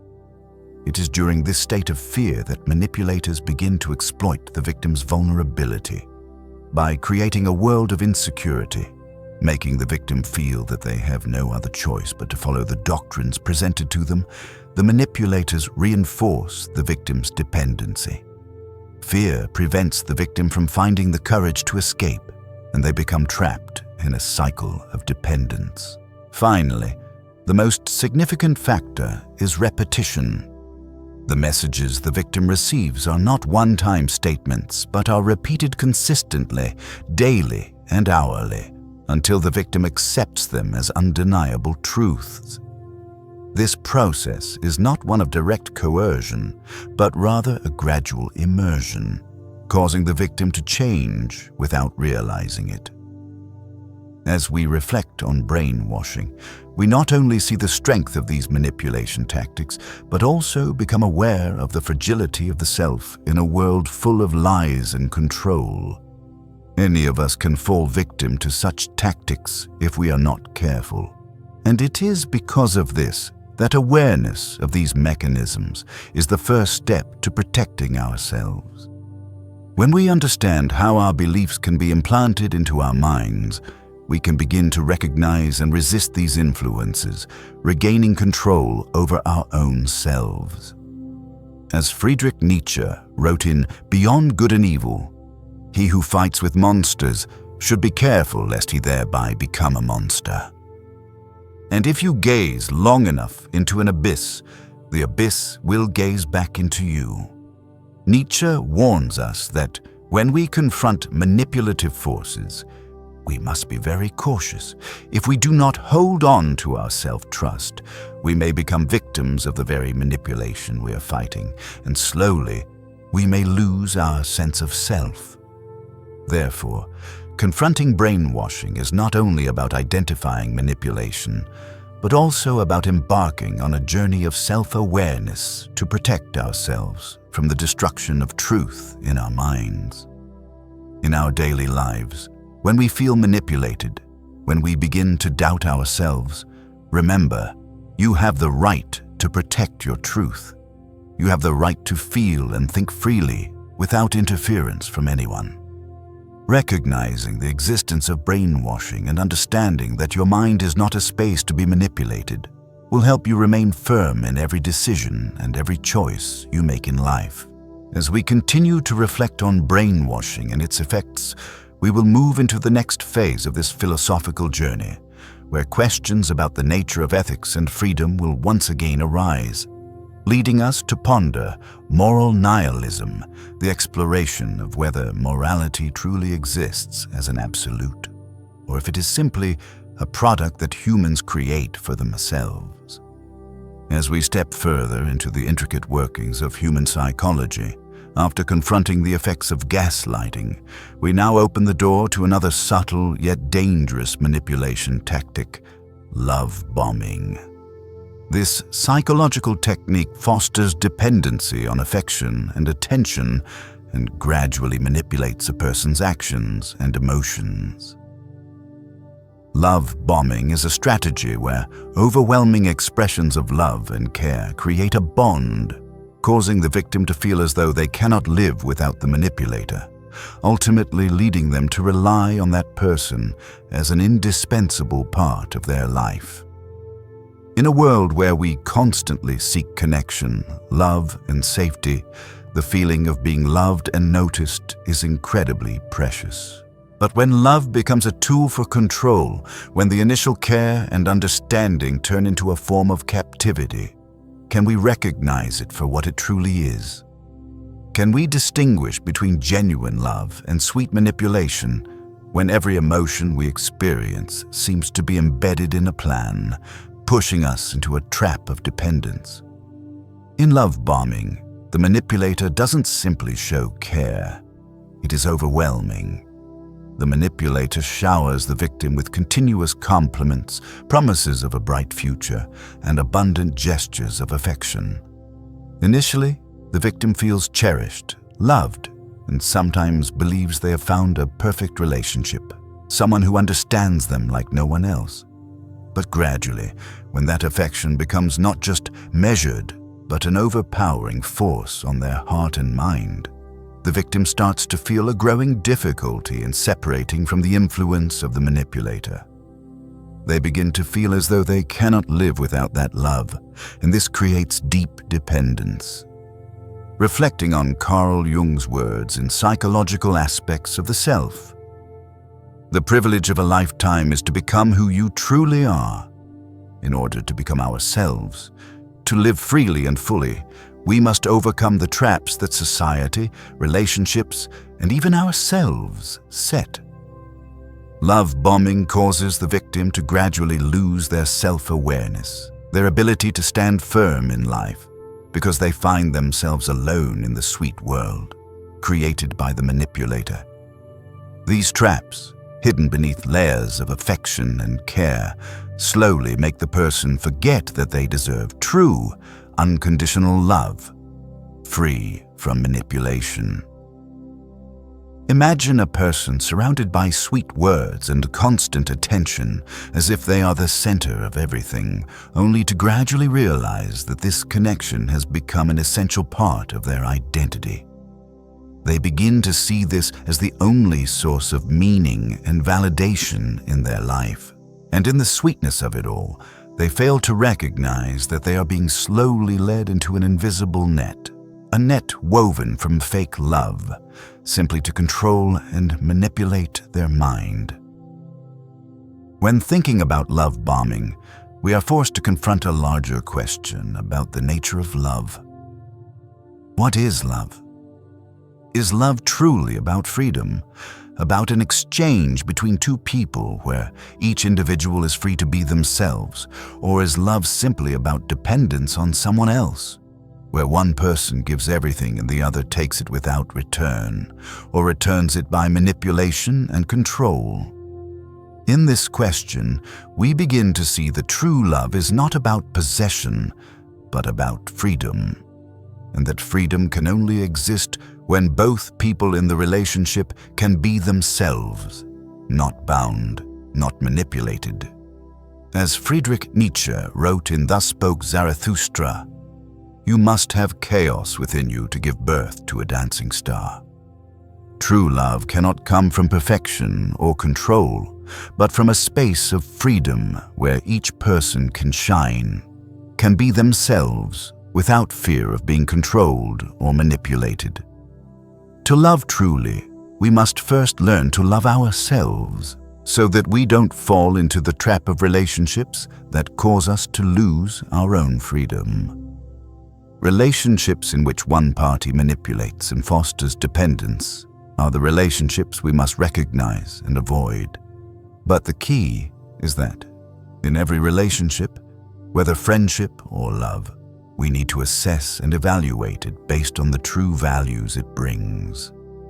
A healthy relationship is not one where we are loved to the point of losing ourselves, but one where both individuals can walk alongside each other, sharing, respecting, and growing without having to change their true essence.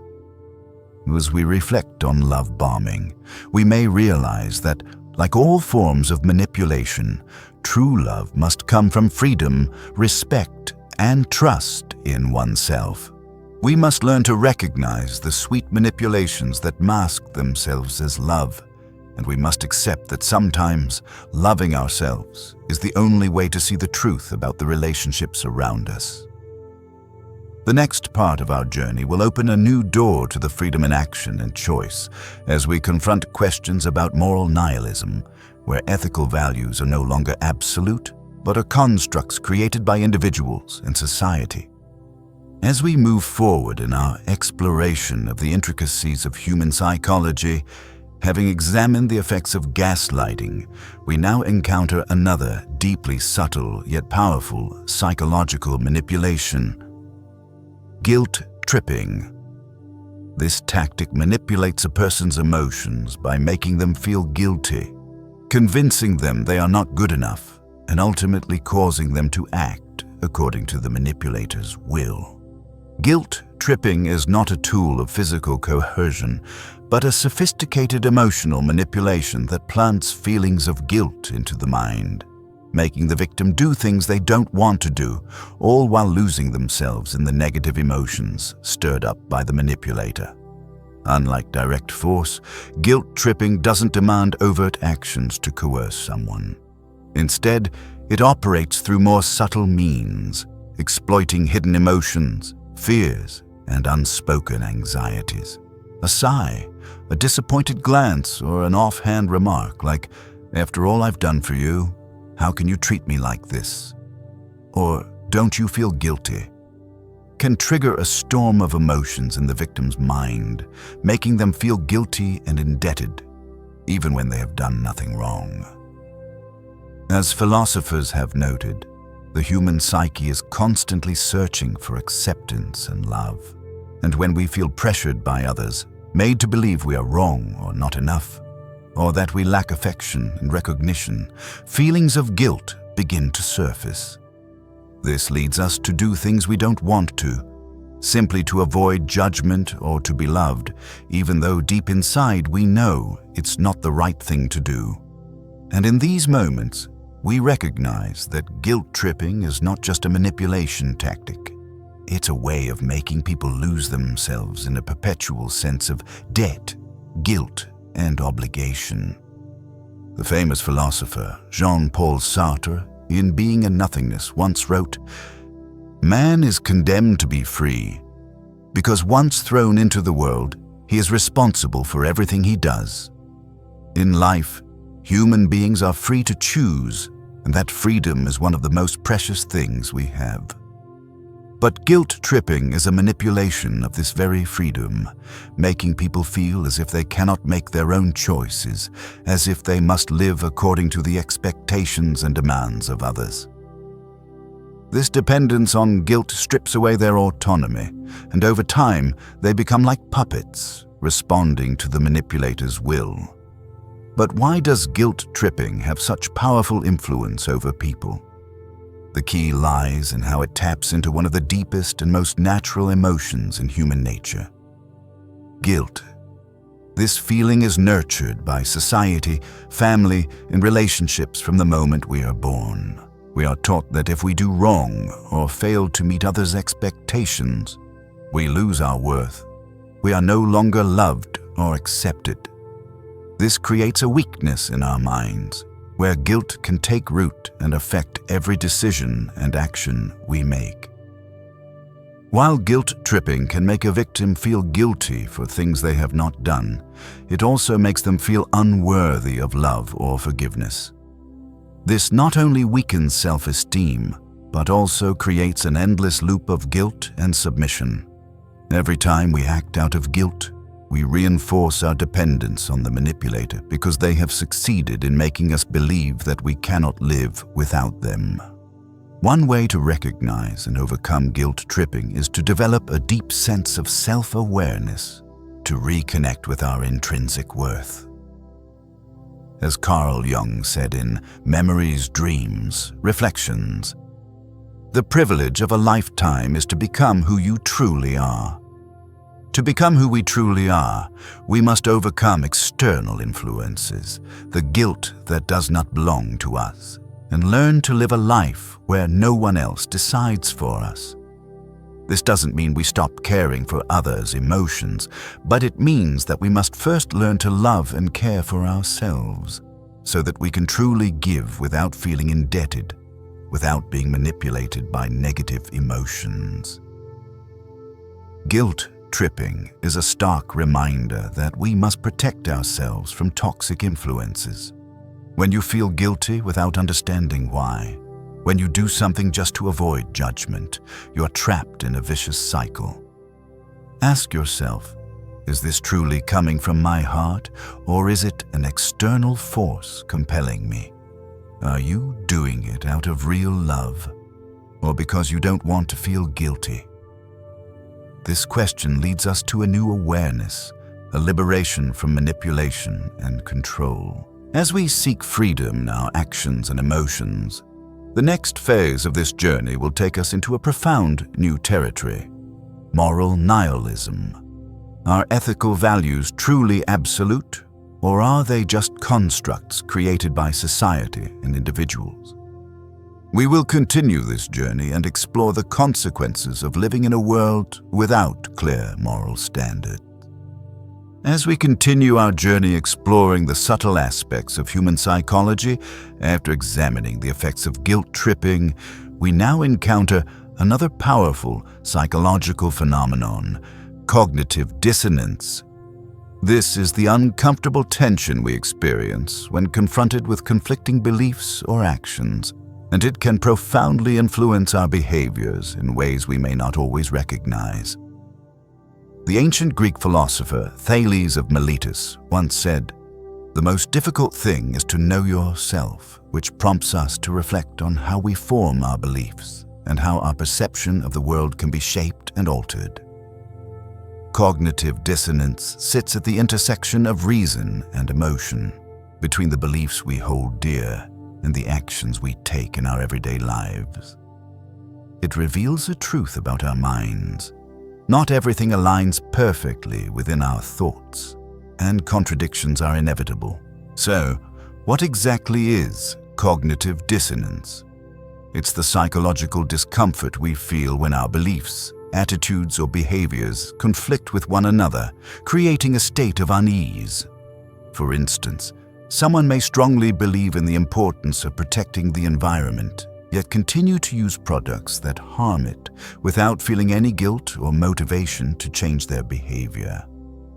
The conflict between their belief and their actions creates discomfort, and this discomfort drives them to either change their behavior or rationalize their actions to ease the cognitive tension. What is particularly interesting about cognitive dissonance is that it doesn't always lead to conscious behavioral change. In fact, sometimes we alleviate the discomfort by adjusting our beliefs rather than changing our actions. We might justify our behavior, finding reasons to diminish the internal conflict. For example, a person who smokes may know full well that smoking is harmful to health, but they reduce the dissonance by convincing themselves that everyone dies of something, or I need to relax, and smoking helps me do that. This situation reveals a deep truth about how our minds protect us. According to Leon Festinger, the psychologist who first studied cognitive dissonance, a person who is confronted with information that contradicts their beliefs will experience discomfort and will seek to reduce that discomfort by either changing their beliefs or rationalizing them.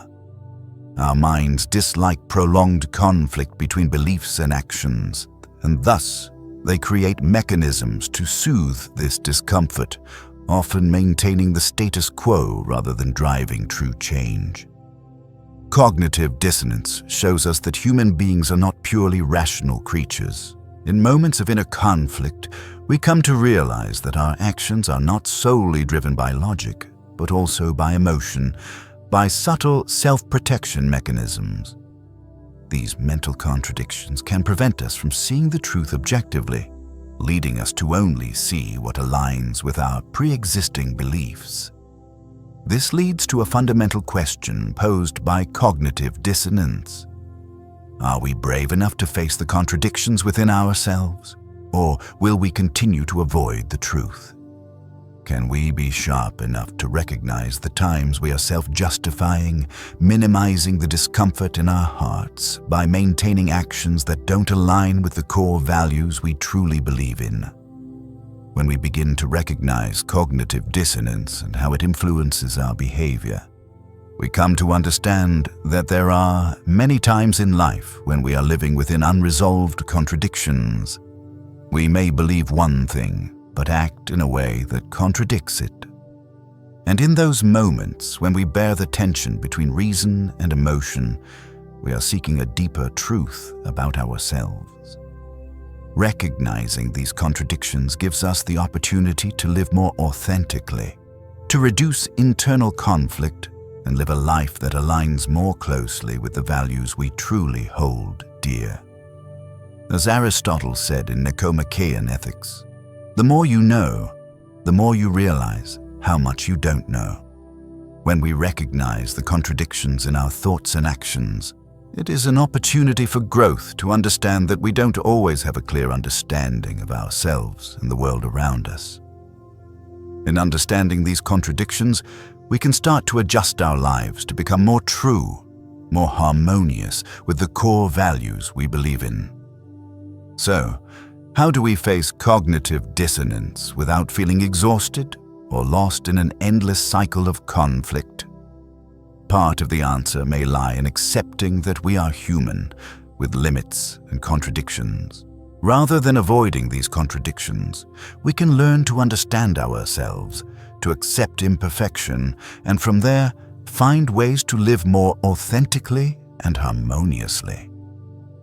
As we continue our journey, the recognition of cognitive dissonance will lead us into the next topic, moral nihilism, where we will face deeper questions about the nature of ethics, exploring whether ethics are absolute or if they are simply constructs that we create for ourselves as individuals and societies. As we continue our journey through the complex landscape of ethics and human decision-making, after reflecting on the emotional manipulation of guilt tripping, we now step into a deeper territory where ethical questions no longer have simple answers and moral choices present themselves as subtle paradoxes. These moral dilemmas don't provide clear-cut solutions or absolute standards for what is right or wrong. Instead, they force us to face the complexity of human nature, where every decision is fraught with uncertainty. This is where moral paradoxes come into play, situations where we are forced to choose between two options, both of which carry moral value, yet neither choice is entirely right. Sometimes we stand at the crossroads of doing what is best for the greater good or protecting our own personal interests. These decisions don't come with easy solutions. Each path leads us into a deeper understanding of ethics, responsibility, and the consequences of our choices. Imagine you are faced with a situation where you must choose between saving a close friend or saving a group of strangers, people you don't know. The question is, should you save your friend, someone with whom you have a deep bond, or should you choose to save the greater number, those who may benefit society as a whole? This question brings us to the heart of moral philosophy. Do we prioritize the interests of the individual, or do we look at the bigger picture and do what is best for the greater good?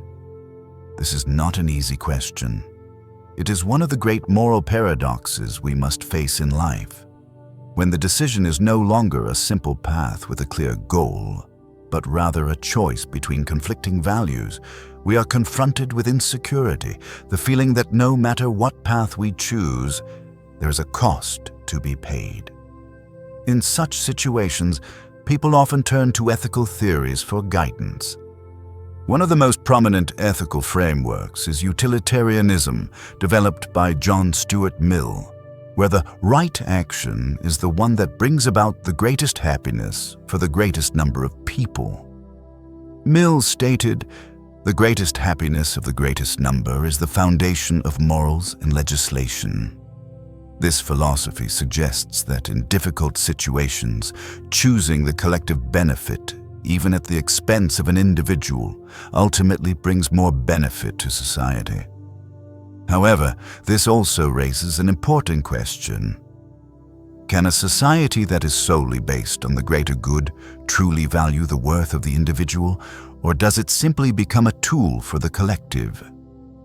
On the other hand, Kantian ethics, as proposed by Immanuel Kant, emphasizes that morality is not about choosing what benefits the majority, but about following a universal moral law. As Kant stated, act only according to that maxim whereby you can, at the same time, will that it should become a universal law. For Kant, each action must be based on a moral principle that, if applied to everyone, would still be morally right. In the scenario where you must choose between saving a close friend or saving many, Kant would ask, can this action be universalized? Can it become a moral law that everyone can follow? The conflict between utilitarianism and Kantian ethics in such moral dilemmas shows that when faced with moral paradoxes, there is no single answer, only paths, each carrying its own consequences and values. This raises the question, how can we decide when there are no absolute ethical standards? How do we know what the right action is when we cannot make an entirely correct decision? This is the essence of moral paradoxes. We must choose between conflicting values where no choice is absolutely right, and each choice brings with it a cost. And in that imperfection, we come to realize that humans are not purely rational beings. We are creatures full of emotion, contradictions, and complexities. As Friedrich Nietzsche once wrote, "There are no facts, only interpretations." Each moral decision we make is not an absolute truth, but a perspective, a way of seeing the world based on our own values and shaped by the choices we must make. These moral paradoxes While they may never offer a simple resolution, enrich our lives by forcing us to think critically, to question, and to explore the depths of what it means to be human. They are the journey of questions with no easy answers, but it is through these questions that we find the richness of life. As we confront moral paradoxes, we face not only the contradiction in choices, but also the contradictions within ourselves. The realization that what we think is right may not be an absolute truth, and the decisions we make always come with a price. But it is in these choices that we find freedom, a deeper understanding of ourselves and the world, and perhaps, through these difficult decisions, we uncover profound truths about human nature. As we continue our philosophical exploration, the next set of questions will guide us deeper into the realms of moral nihilism, where ethical values are no longer absolute, but are constructed by individuals and societies. As we continue our journey into the depths of human cognition and philosophy, after contemplating the conflicts we face in cognitive dissonance, we now step into another psychological paradox, one that deals with the discrepancy between belief and statement. This is the puzzling phenomenon known as Moore's paradox. It raises the question, is it possible to believe something and yet not be able to state it as truth? Or conversely, can we say something that we do not truly believe? In Moore's paradox, we are confronted with a seemingly simple yet profoundly complex issue. Imagine this. You say, "It is raining, but I don't believe it's raining." In this case, you assert an event, rain, but simultaneously deny your belief in it. The paradox here arises because, in normal circumstances, we believe that when someone asserts something, they also believe it to be true.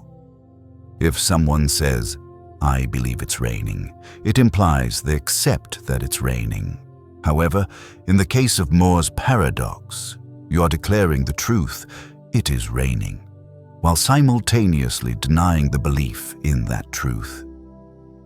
This creates a disjointedness between what you assert and what you truly believe, leading to a contradiction that cannot be logically resolved. When confronted with this paradox, we must ask ourselves about the nature of belief and assertion. How can one believe something but be unable to admit it as truth when speaking? This is not only a logical problem, but reflects how we understand ourselves, how belief and speech can become detached, and how we can harbor a subtle feeling of unease even when the truth is clear to us. Moore's paradox is not just about semantics. It opens up profound questions about perception, truth, and self-awareness. It forces us to reflect on how we perceive and express the world around us.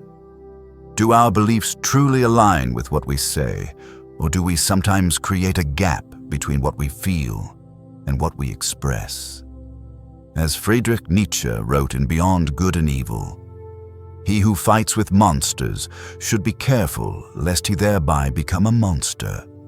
And if you gaze long enough into an abyss, the abyss will gaze back into you." Nietzsche reminds us that in the process of self-awareness, we must be cautious of the paradoxes within ourselves, as these contradictions can reflect back on us in ways we may not foresee. In daily life, we may find that there are times when our words and beliefs do not fully match. We may say one thing, but not truly believe it. We may affirm something as truth while our minds harbor doubts.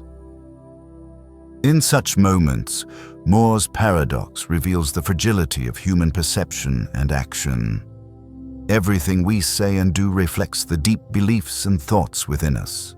And if those beliefs do not align with our words, can we truly live an authentic life? This situation leads us to a profound lesson about the nature of self-awareness. When we become aware of the contradictions between our beliefs and our words, we start to understand that in order to live a truly meaningful and authentic life, we must reconcile what we believe with what we express. If we cannot acknowledge the deep truths within ourselves, if we cannot live authentically with our emotions and thoughts, can we truly call that a free life? We can draw an important lesson from Moore's paradox. Living with unresolved contradictions, with beliefs that are not aligned with our expressions, will lead to discomfort, unease, and sometimes a sense of disorientation in life. To alleviate this discomfort, we must work with ourselves, face our beliefs, and carefully reconsider them. When we do this, we will be able to live more authentically and freely. As we continue this journey, the next stage will delve deeper into questions of perception and freedom, exploring how our beliefs and the truth can change and influence our actions. The next part will open up profound thoughts about the nature of identity in the paradox of identity, where we will reflect on the balance between change and stability in the self, and ask whether we can truly be ourselves when everything around us is in constant flux. As we continue exploring the depths of the human self and identity, after reflecting on the philosophical questions raised by Moore's paradox and the contradictions between what we believe and what we say, we now confront a deeper and even more intricate question. Can you truly be yourself when everything around you, from your body to your mind, is in constant flux? Is the self, the I that we identify as, truly a fixed entity, or is it simply a series of continuous changes, never stopping, always evolving? This is the essence of the paradox of identity, a profound and difficult philosophical dilemma that each of us must face in life. Imagine that you are a person who, throughout your life, undergoes change every day. The cells in your body renew themselves. Your thoughts and emotions shift over time, and your memories gradually fade as years pass. You are a constantly changing being, yet you still feel that you are the same person, with a continuous sense of self, spanning the past, present, and future. So, the question arises, are you still truly yourself when everything within you changes every day? Can you still be the person you were yesterday, even though today you are no longer the same physically, emotionally, or cognitively? Does the continuous change of your body and mind erase the eternal essence of your identity? Or is there something constant within that allows you to remain you?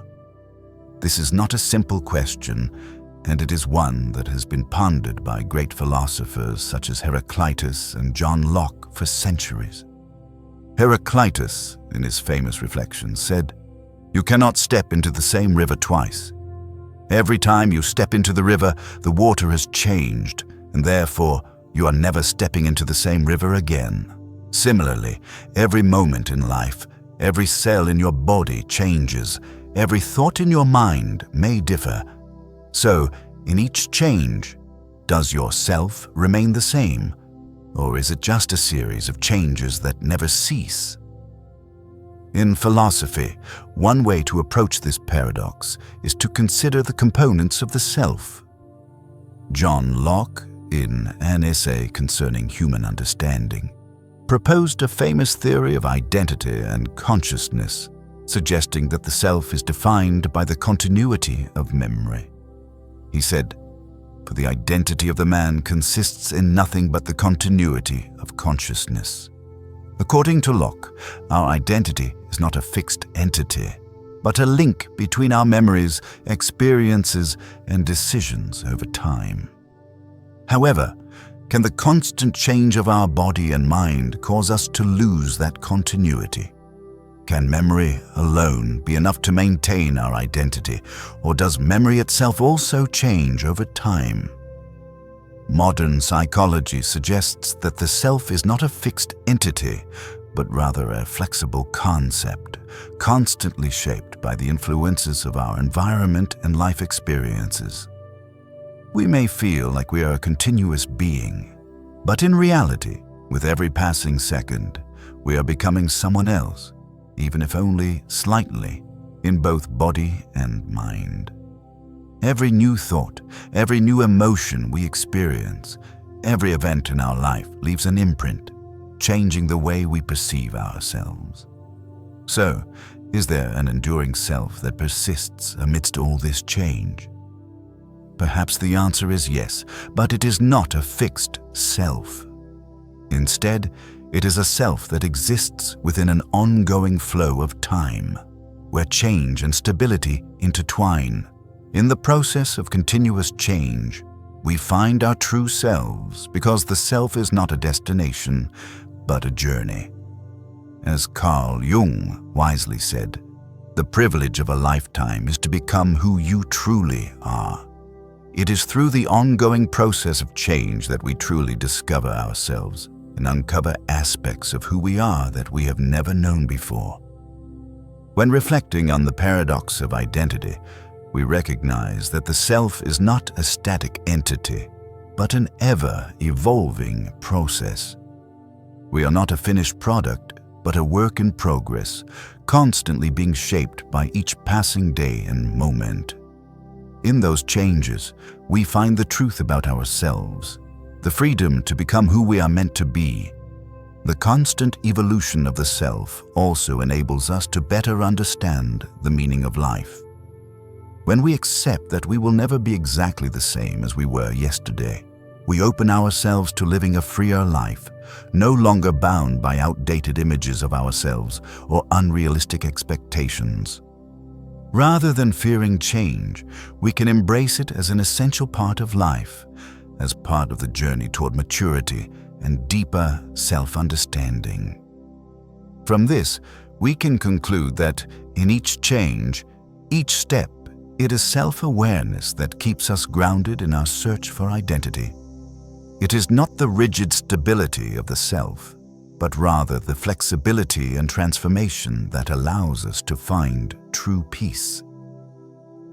As we continue this journey, the next question will lead us to explore the nature of the self in a constantly changing world. Can freedom and responsibility coexist in a world where the self is in a state of perpetual change? The next part of our journey will take us into deeper reflections on the ship of Theseus, where we will continue to explore the relationship between change and stability in the self.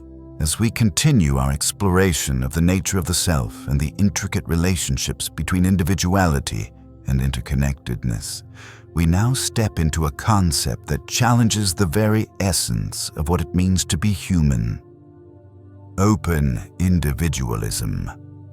This idea forces us to ask, are we truly independent individuals, or are we merely expressions of a single universal consciousness where the I we know is nothing more than an illusion, a reflection of a much larger, all-encompassing entity? Imagine for a moment that you and I and everyone on this planet are simply different manifestations of a shared consciousness. The self you experience, the thoughts and emotions you feel, are not uniquely yours, but are temporary experiences within a single, infinite flow of consciousness. In this moment, as you sit here, listening to these words, perhaps you are not just an independent individual, but a part of an ocean of consciousness where each of us is simply a fragment of a whole. Could it be that every joy, every struggle, every liberation and pain we go through is not solely ours, but part of a larger being, experiencing itself through millions of eyes, bodies, and minds? This may sound like a far-fetched theory, but open individualism is a philosophical concept posed by thinkers like Thomas Metzinger and David Chalmers, who argue that the self we perceive, with all its sense of identity, may be an illusion created by a single universal consciousness. In his work, The Ego Tunnel, Thomas Metzinger writes, "You are not the person you think you are." According to Metzinger, the self we feel is merely a model or simulation created by our brains to help us navigate the world, but there is no permanent I behind it. Our experiences, though separate, are simply parts of something far greater, a universal consciousness that we cannot perceive in our daily lives. Though difficult to grasp, this idea forces us to confront a challenging question. If we are all part of a single consciousness, what is the true nature of life and the self? Is each individual, with their thoughts, emotions, and actions, truly independent? Or are we merely fleeting phenomena in an ever-changing universe? Open individualism invites us to rethink not only our sense of self, but also how we relate to others and the world around us. When we consider open individualism, we are forced to confront a deeper understanding of existence. If we are all part of a shared consciousness, should we still fight for personal gain, for individual rights, or should we realize that everything we do, everything we think, affects the integrity of this universal consciousness? In the moment that we realize we are not separate, but rather a part of something much greater, can we sense the deep connection between ourselves and everything around us? This question brings to mind the words of Carl Jung in Memories, Dreams, Reflections. The privilege of a lifetime is to become who you truly are. However, within the context of open individualism, this might take on a different meaning. Becoming who you truly are is not about becoming an independent individual, but about becoming a part of the whole. Understanding that every action, every decision you make not only affects you, but ripples out to the entire universe. When we recognize that we are part of something larger, we not only understand ourselves, but also see the deep connection between every person, every creature, everything in this world. With open individualism, we begin to realize that the separation between individuals is merely an illusion. The suffering, desires, struggles, and triumphs we experience are not just our own. They are shared experiences of all humanity. When you feel deep joy, when you experience pain, when you see despair or hope, those feelings may not just belong to you. They may be felt by everyone. This realization forces us to reconsider every action we take. Can we live a life of greater compassion and love when we recognize that we are deeply connected to one another? When we understand that we are not isolated beings but part of a vast, interconnected whole, we begin to see that in this connection there is a powerful and profound energy. From this understanding, we can begin to live not just for ourselves, but for the benefit of others, creating a better world for everyone. And in this realization, we will find peace, knowing that every action we take not only matters for us, but for the entire universe. As we delve deeper into open individualism, we start to understand that the boundaries between individuals are not as fixed as we think. The constant change of self and the understanding that we are all part of a larger entity is part of a greater, evolving process of consciousness. In the next part of our journey, we will explore moral nihilism, a concept that questions whether ethical values are truly absolute, or if they are simply constructs created by individuals and society. As we continue our journey into the nature of the self and identity, after reflecting on open individualism and the idea that we might all be expressions of a singular, universal consciousness, we now delve into a deeply thought-provoking and challenging concept: the ego tunnel. This idea forces us to confront a radical question. Is the self we experience, with all our thoughts, feelings, and perceptions of who we are, truly an independent entity? Or is it merely an illusion, a construct created by our brain to help us make sense of the world around us? Imagine, for a moment, that you and I, along with everyone on this planet, are simply different manifestations of a single consciousness. The I that you experience, the thoughts and emotions you feel, are not uniquely yours, but are temporary expressions within an endless flow of one universal mind. In this moment, as you read these words, you may not just be an individual, but rather a part of an infinite consciousness where each of us is merely a fragment of the whole. Could it be that every joy, every struggle, every liberation and pain we experience is not just ours, but is part of a larger being, experiencing itself through millions of eyes, bodies, and minds?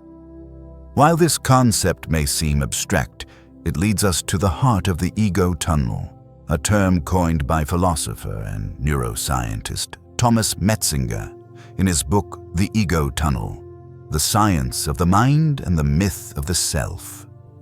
Metzinger argues that the self we experience is not a fixed, independent entity, but is a simulation, a mental model created by the brain to help us interact with the world. He writes, "You are not what you think you are. What we consider to be our true selves, our thoughts, feelings, and memories are, according to Metzinger, simply constructs created by the brain to help us navigate and survive in the world." In this view, the self is not something permanent, but is a dynamic, ever-changing illusion created in real time by our brain. Metzinger explains that the brain does not directly experience the outside world. Instead, it receives information through the senses and creates a mental model of the world within. The self is a part of this model, generated to help us make decisions and perceive the world around us. In fact, we cannot directly perceive the world. We only experience a representation of it, an illusion created by the brain. And within this tunnel of perception, we experience the self, an illusory entity without an eternal or fixed existence. So, if our self is just an illusion, a construct created by the brain, are we still truly ourselves? Are we real individuals, or merely simulations within a model that we cannot directly access? Can we recognize our own existence in a world where we are simply a part of a simulation, a tunnel created by the brain? This is the fundamental question that the ego tunnel seeks to explore. The self we believe is ours may not be a permanent entity, but rather a product of the brain, serving our survival and interaction with the world around us. Although this realization may initially unsettle us, it opens the door to a deeper form of freedom. If the self is not a fixed entity, if our identity is constantly changing and evolving, then we are not bound by a static, unchanging identity. Instead, we have the freedom to create and redefine our identity each day through our thoughts, actions, and experiences. This flexibility allows us to explore and transform ourselves continuously, rather than being trapped in an unchanging self. As Carl Jung wisely stated in Memories, Dreams, Reflections, "The privilege of a lifetime is to become who you truly are." In the context of the ego tunnel, this quote takes on a new meaning. Becoming who you truly are is not about being a fixed individual, but about understanding that yourself is fluid, a part of a larger, ever-changing process. Just as Heraclitus said, you cannot step into the same river twice. Each step in our journey of self-discovery is an opportunity to reinvent ourselves, to refresh our identity, and to live a life full of meaning and freedom. When we view the self as an illusion, a product of the brain's simulation, it is not something to fear. Instead, it is an invitation to understand that we are not victims of circumstance, nor are we rigid, unchanging beings. We are dynamic, capable of evolving and living freely. Change is not only natural for every person, but it is in that change that we find our true selves. When we realize that the self is simply a simulation, a mental construct created by the brain, we can approach life with greater ease, freedom and peace, understanding that the self is fluid and adaptable, not bound by past constraints. In this way, the ego tunnel is not a reminder of the fragility of the self, but a call to embrace the fluidity of our identity, to welcome change and continuous growth. It is in this change that we find true stability, not in a rigid fixed sense of self, but in the adaptability and evolution of who we are, living fully in the present moment. As we continue reflecting on the ego tunnel and our understanding of self, we will move on to the next topic, where the fluidity and stability of the self are explored in relation to freedom in action and choice. The next phase of our journey will open deep reflections on moral nihilism, where ethical values are no longer absolute but are constructs created by individuals and societies. As we continue our philosophical journey, after reflecting on the ego tunnel and the nature of the self, we are now confronted with an even deeper and more perplexing question. Why do we have this consciousness at all? If we accept that the self is merely a simulation, an illusory construct created by the brain, then why do we experience subjective consciousness, thoughts, feelings, and the self that we identify with within a physical world that appears to be governed by biological processes, chemical reactions, and electrical impulses in the brain? This question, simple yet profound, has been pondered by philosophers and scientists for centuries. Why does subjective experience exist if it's just biological processes? This question goes beyond how we perceive the world and touches on the very nature of existence itself. If all of our sensations, all of our thoughts, can be explained through physiological processes in the brain, then why do they feel subjective? Why does it feel like me? If all of this is just the result of chemical reactions and electrochemical processes, how can we feel the existence of I, the presence of ourselves in this world? To understand this better, we must turn to the great philosophers who have contemplated the nature of consciousness. One of the most famous, René Descartes, in Meditations on First Philosophy, famously stated, "Cogito, ergo sum," I think, therefore I am. Descartes believed that the ability to think was the most undeniable proof of one's existence. However, when we examine consciousness in the modern context, we realize that while we may be aware of our own thoughts, the thoughts themselves are a strange, almost incomprehensible phenomenon. The question of subjective experience brings us to another layer. Why do we have this sense of self? Why do an electrical current in the brain or a chemical reaction create the sensations we call feeling? David Chalmers, a contemporary philosopher, has raised this issue in his work on the hard problem of consciousness, where he argues that although we can explain the physiological processes and neural mechanisms behind consciousness, we still cannot explain why or how these processes give rise to subjective experience, the feeling of being conscious. He writes in The Conscious Mind, "The problem of consciousness is, in some ways, the most profound question in philosophy. It asks how and why the brain generates subjective experience. If the brain is merely a biological machine, working based on electrical signals and chemical reactions, how can these physical processes create the feeling that we experience, from joy to pain, to the belief in our own existence?" One possible answer to this question lies in understanding that consciousness is not a static entity, but rather an ongoing process, a continuous flow of experience. Consciousness is not something owned by an individual, but a process of ongoing experience.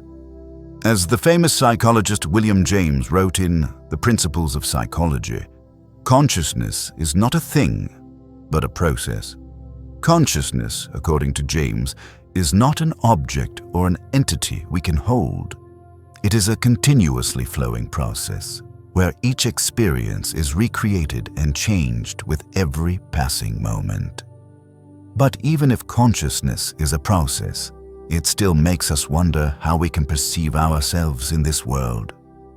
If everything we feel is merely a biological process, if all of our thoughts and emotions are just the result of chemical reactions in the brain, why do we still feel the self?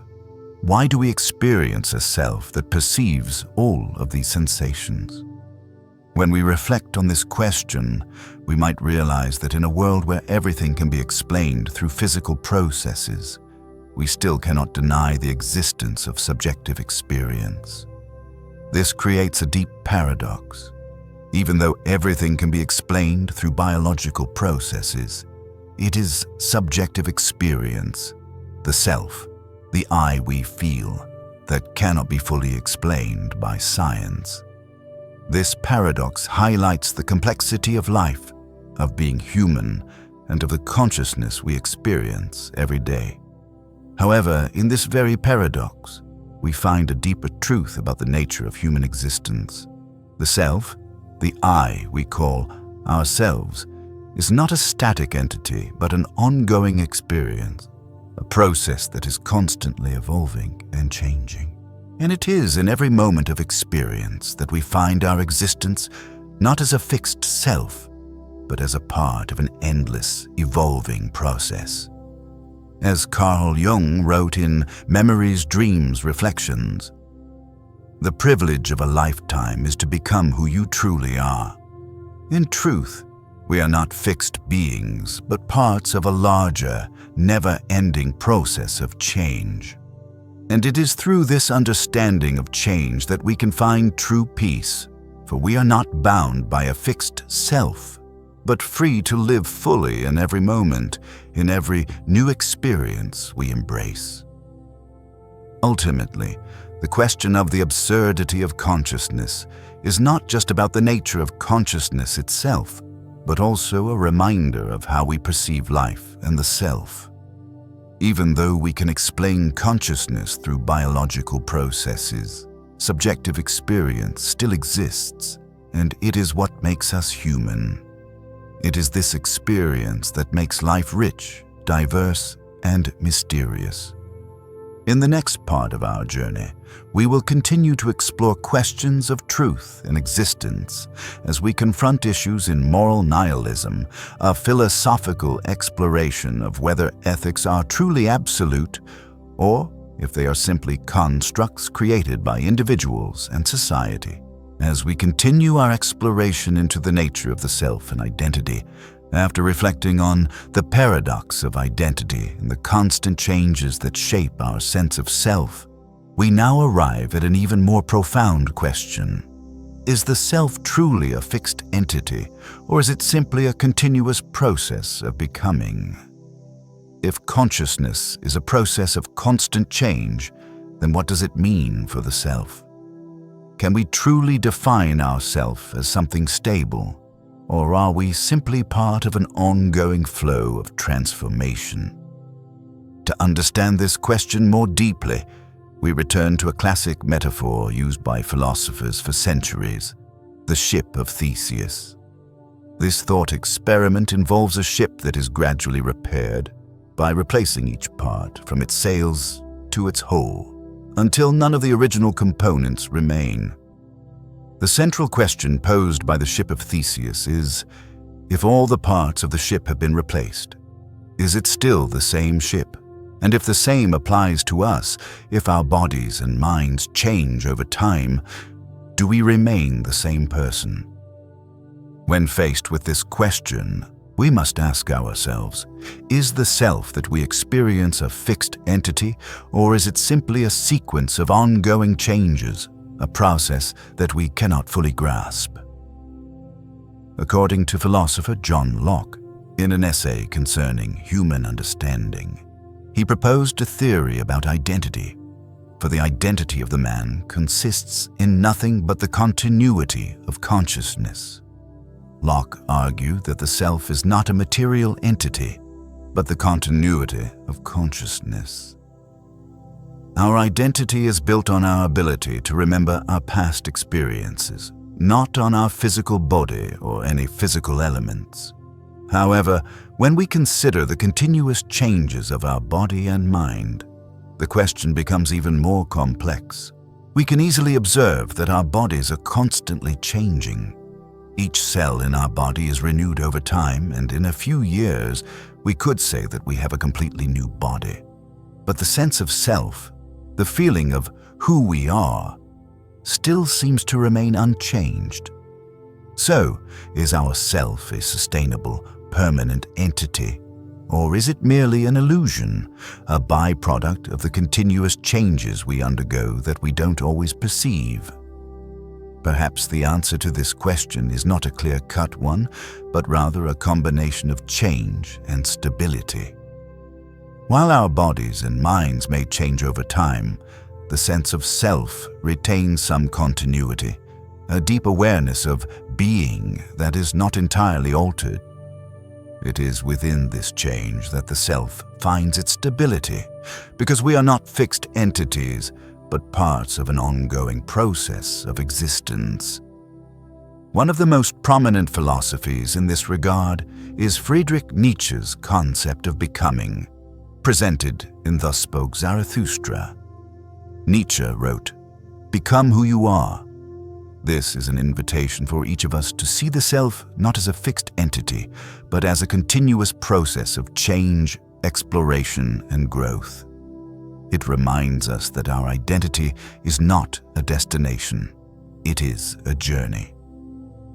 The self we experience as us is not a fixed point, but a series of changes and developments, a continuous flow. When we reflect on the ship of Theseus, we can recognize that, like the ship in the story, we too are constantly changing over time. Our self, though it changes and evolves, still maintains some continuity throughout the process. We may change physically, think and feel differently at various stages of life, but it is through this change that our self is revealed. For the self is not a rigid entity, but a continuous stream of experiences. As we contemplate this process of change, another question may arise.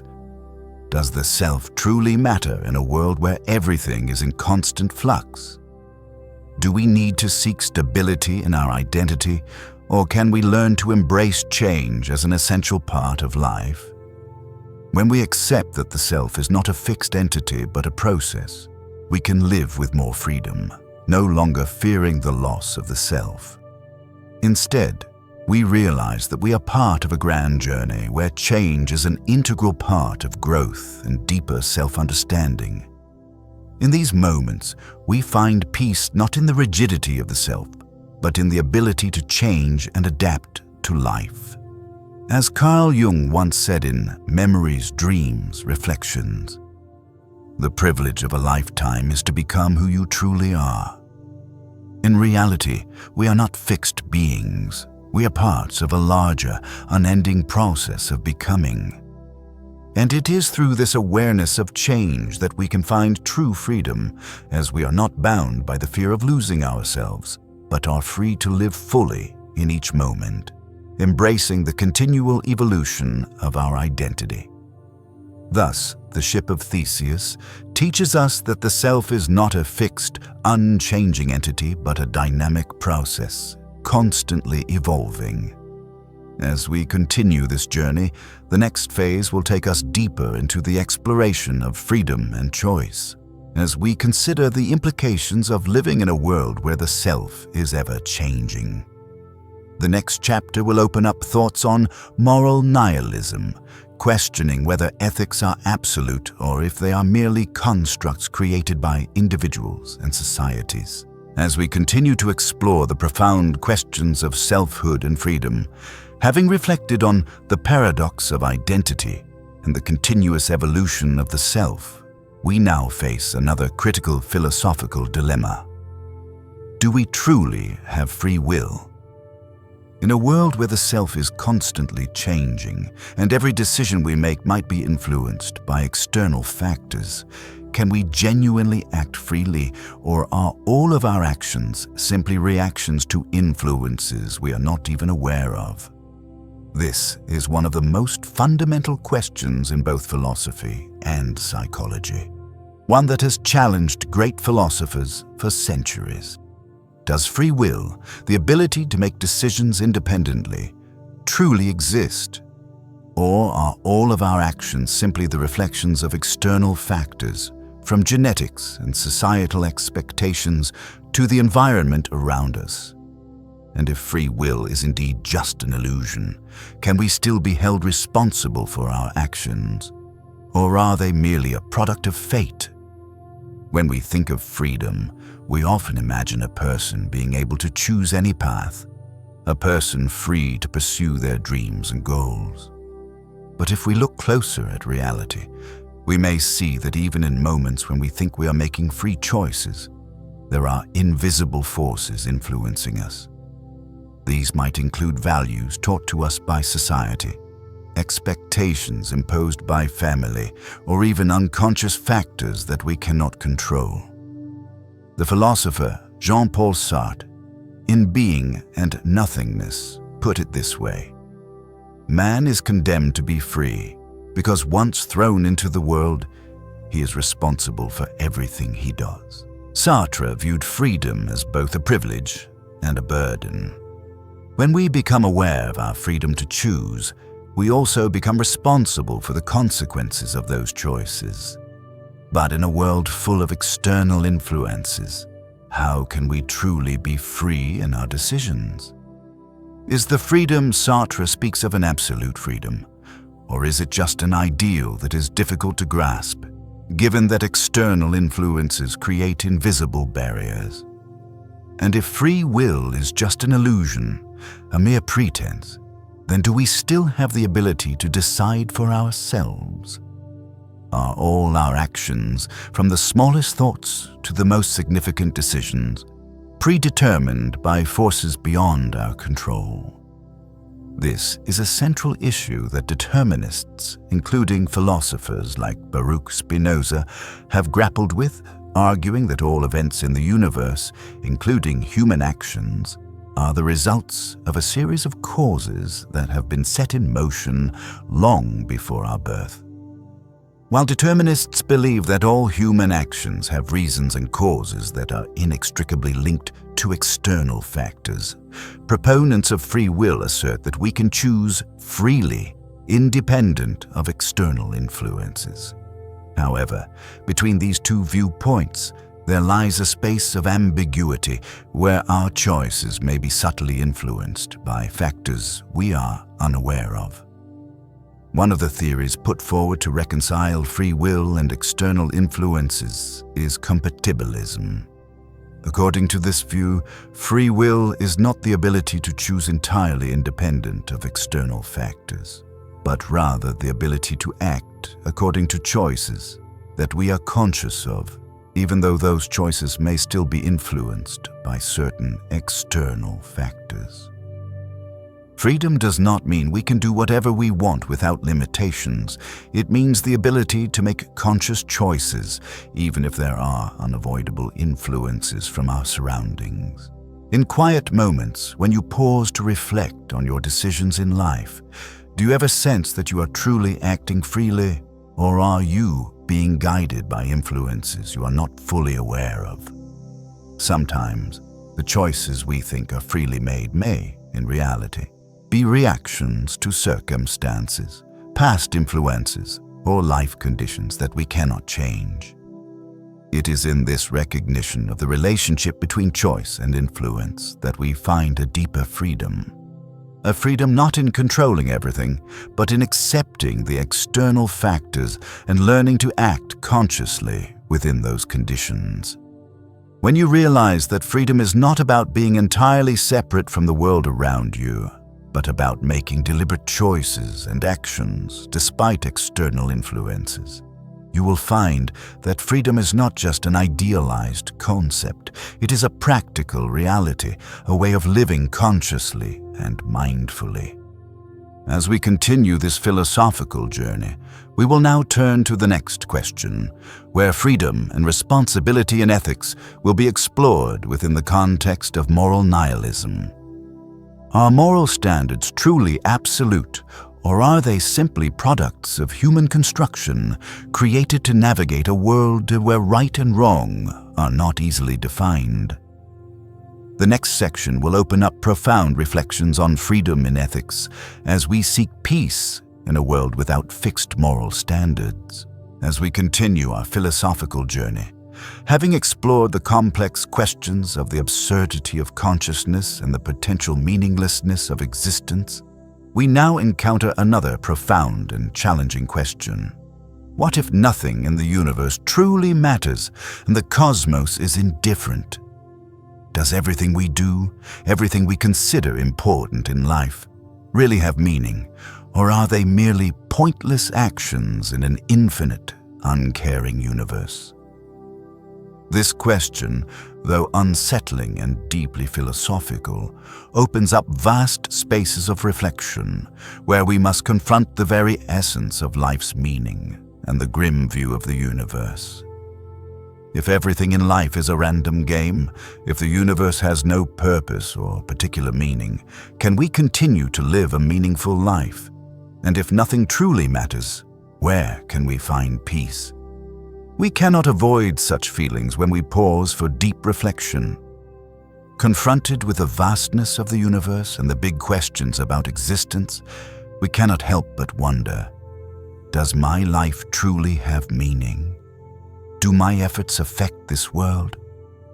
These are not easy questions to answer, but it is through facing them that we find the truth about our existence.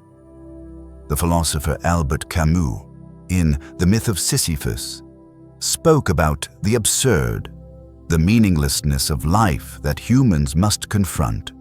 He described a world where human efforts seem futile, where everything we do, no matter how hard we try, is ultimately erased by time, death, and the destruction of the universe. Camus wrote, "The absurd is born of this confrontation between the human need and the unreasonable silence of the world." For Camus, the absurd arises from the clash between humanity's deep need for a meaningful life and the cold, indifferent silence of the universe. When we contemplate this meaninglessness, the initial feeling is often one of despair, loss. If the universe truly doesn't care about us, if all our efforts and dreams are just fleeting moments in an infinite space, then is there anything left for us to strive for, any purpose we can find in life? This question may make us feel lost, like mere specks of dust in an invisible wind. However, it is within this very meaninglessness that Camus finds a profound freedom. In The Myth of Sisyphus, he states, "One must imagine Sisyphus happy." Camus does not suggest that humans should give up. Instead, he encourages us to find joy and meaning in our futile efforts. The story of Sisyphus, condemned to push a boulder up a mountain only for it to roll back down every time, serves as a metaphor for human life. Though Sisyphus's task seems hopeless, he continues, and in doing so, he finds freedom and joy in the very act of the journey itself. In our lives, even though things may never be completed, even if we never find eternal meaning, it is in the continuation of our efforts, in the actions we take every day, that we find true freedom. Just as Nietzsche said in Thus Spoke Zarathustra, "He who has a why to live can bear almost any how." While the world may seem meaningless and the universe indifferent, we as human beings can still find reasons to live, and it is this reason that empowers us. It is in confronting this meaninglessness that we choose to create meaning for ourselves. We can choose to live with love, sincerity, and kindness, even knowing that our actions may only be small drops in the vast ocean of time. But each drop each action, holds deep significance because it is done with freedom and full awareness of life's inherent absurdity. Thus, even if the universe is indifferent to our existence, we can still create a world of meaning from what we do, not because we believe that everything will be rewarded, but because we choose to live authentically, to create a world that we can trust, even if it's just in the present moment. And in accepting this meaninglessness, we find peace because we no longer need to search for an absolute purpose. We only need to live fully in what is before us. As we continue this journey, we will face the next question about freedom in ethics and choice. Does morality truly exist in a meaningless world, or is it merely a construct that humans create to cope with existence?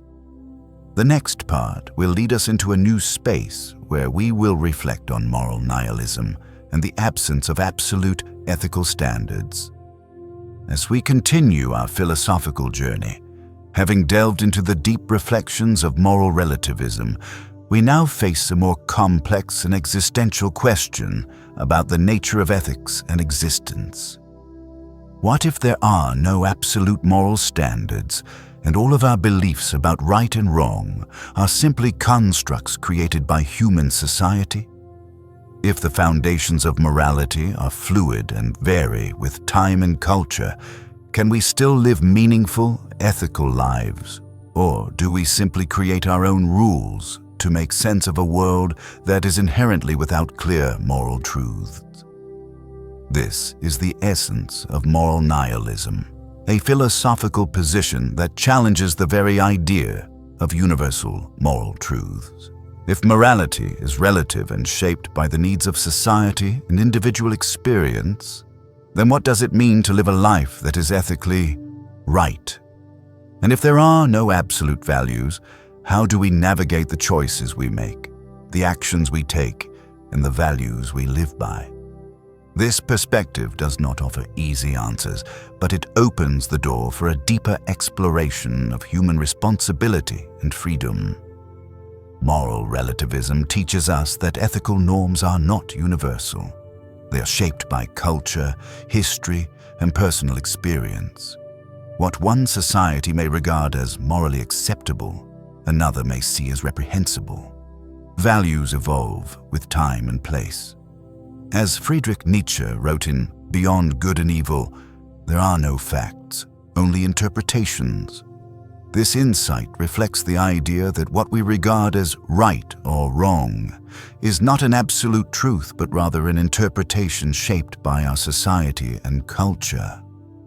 Each community constructs its own ethical system, and these systems often conflict with one another.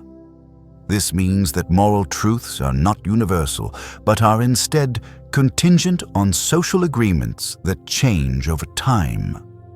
The concept of moral nihilism brings us to a critical question. How do we know what is right or wrong if there are no universal moral standards? If ethics are subjective, shaped by individual and collective beliefs, can we still make meaningful ethical decisions? How do we determine what is right when there are no immutable truths to guide us? In considering moral nihilism, we must acknowledge the significant impact that culture and society have on our moral values. As Aristotle stated in Nicomachean Ethics, the good for a man is an activity of the soul in accordance with virtue in a complete life. According to Aristotle, the good is not a universal standard, but is a life lived in accordance with virtue. Virtue that may be defined differently in different contexts.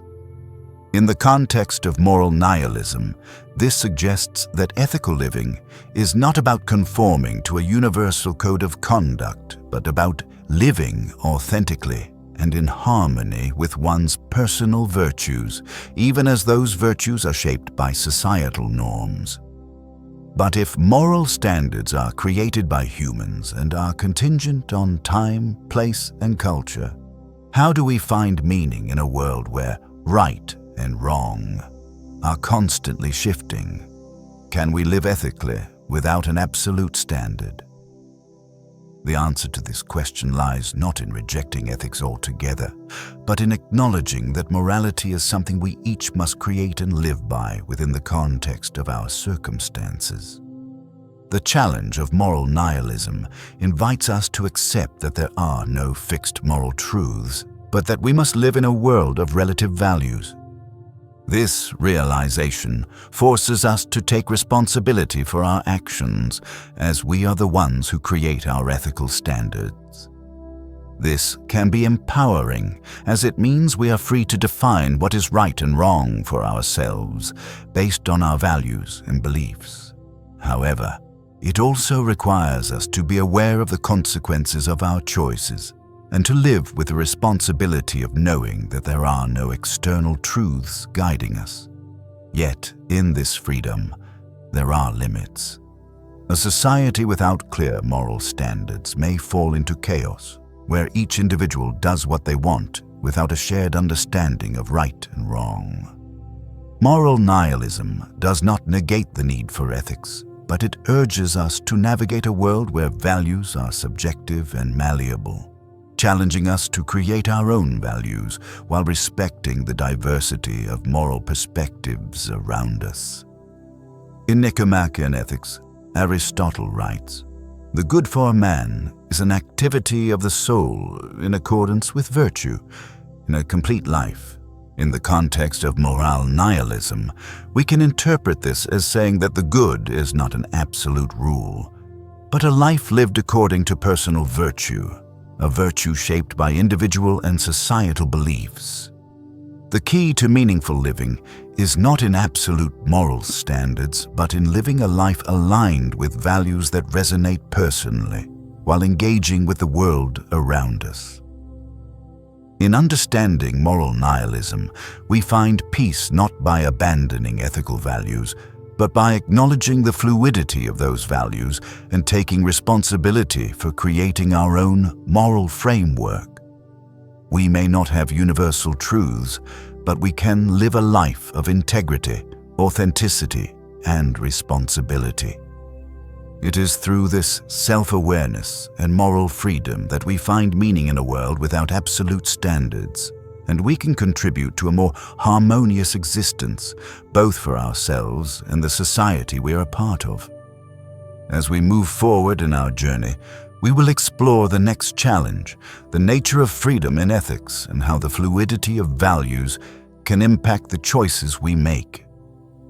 In the next part, we will delve into how moral nihilism influences our understanding of freedom, responsibility, and how we navigate the world without rigid ethical boundaries.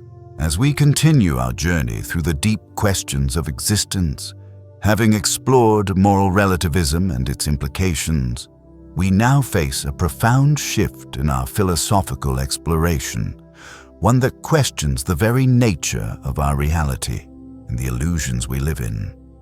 If, as moral relativism suggests, each person creates their own moral values in a world filled with diversity, do we truly recognize the illusions we live by? Or are we trapped in familiar realities, in the shadows Plato once described in his allegory of the cave? In the Republic, Plato painted a haunting image of people living in a cave, their legs shackled, only able to see the shadows on the wall, shadows created by objects behind them, illuminated by a fire.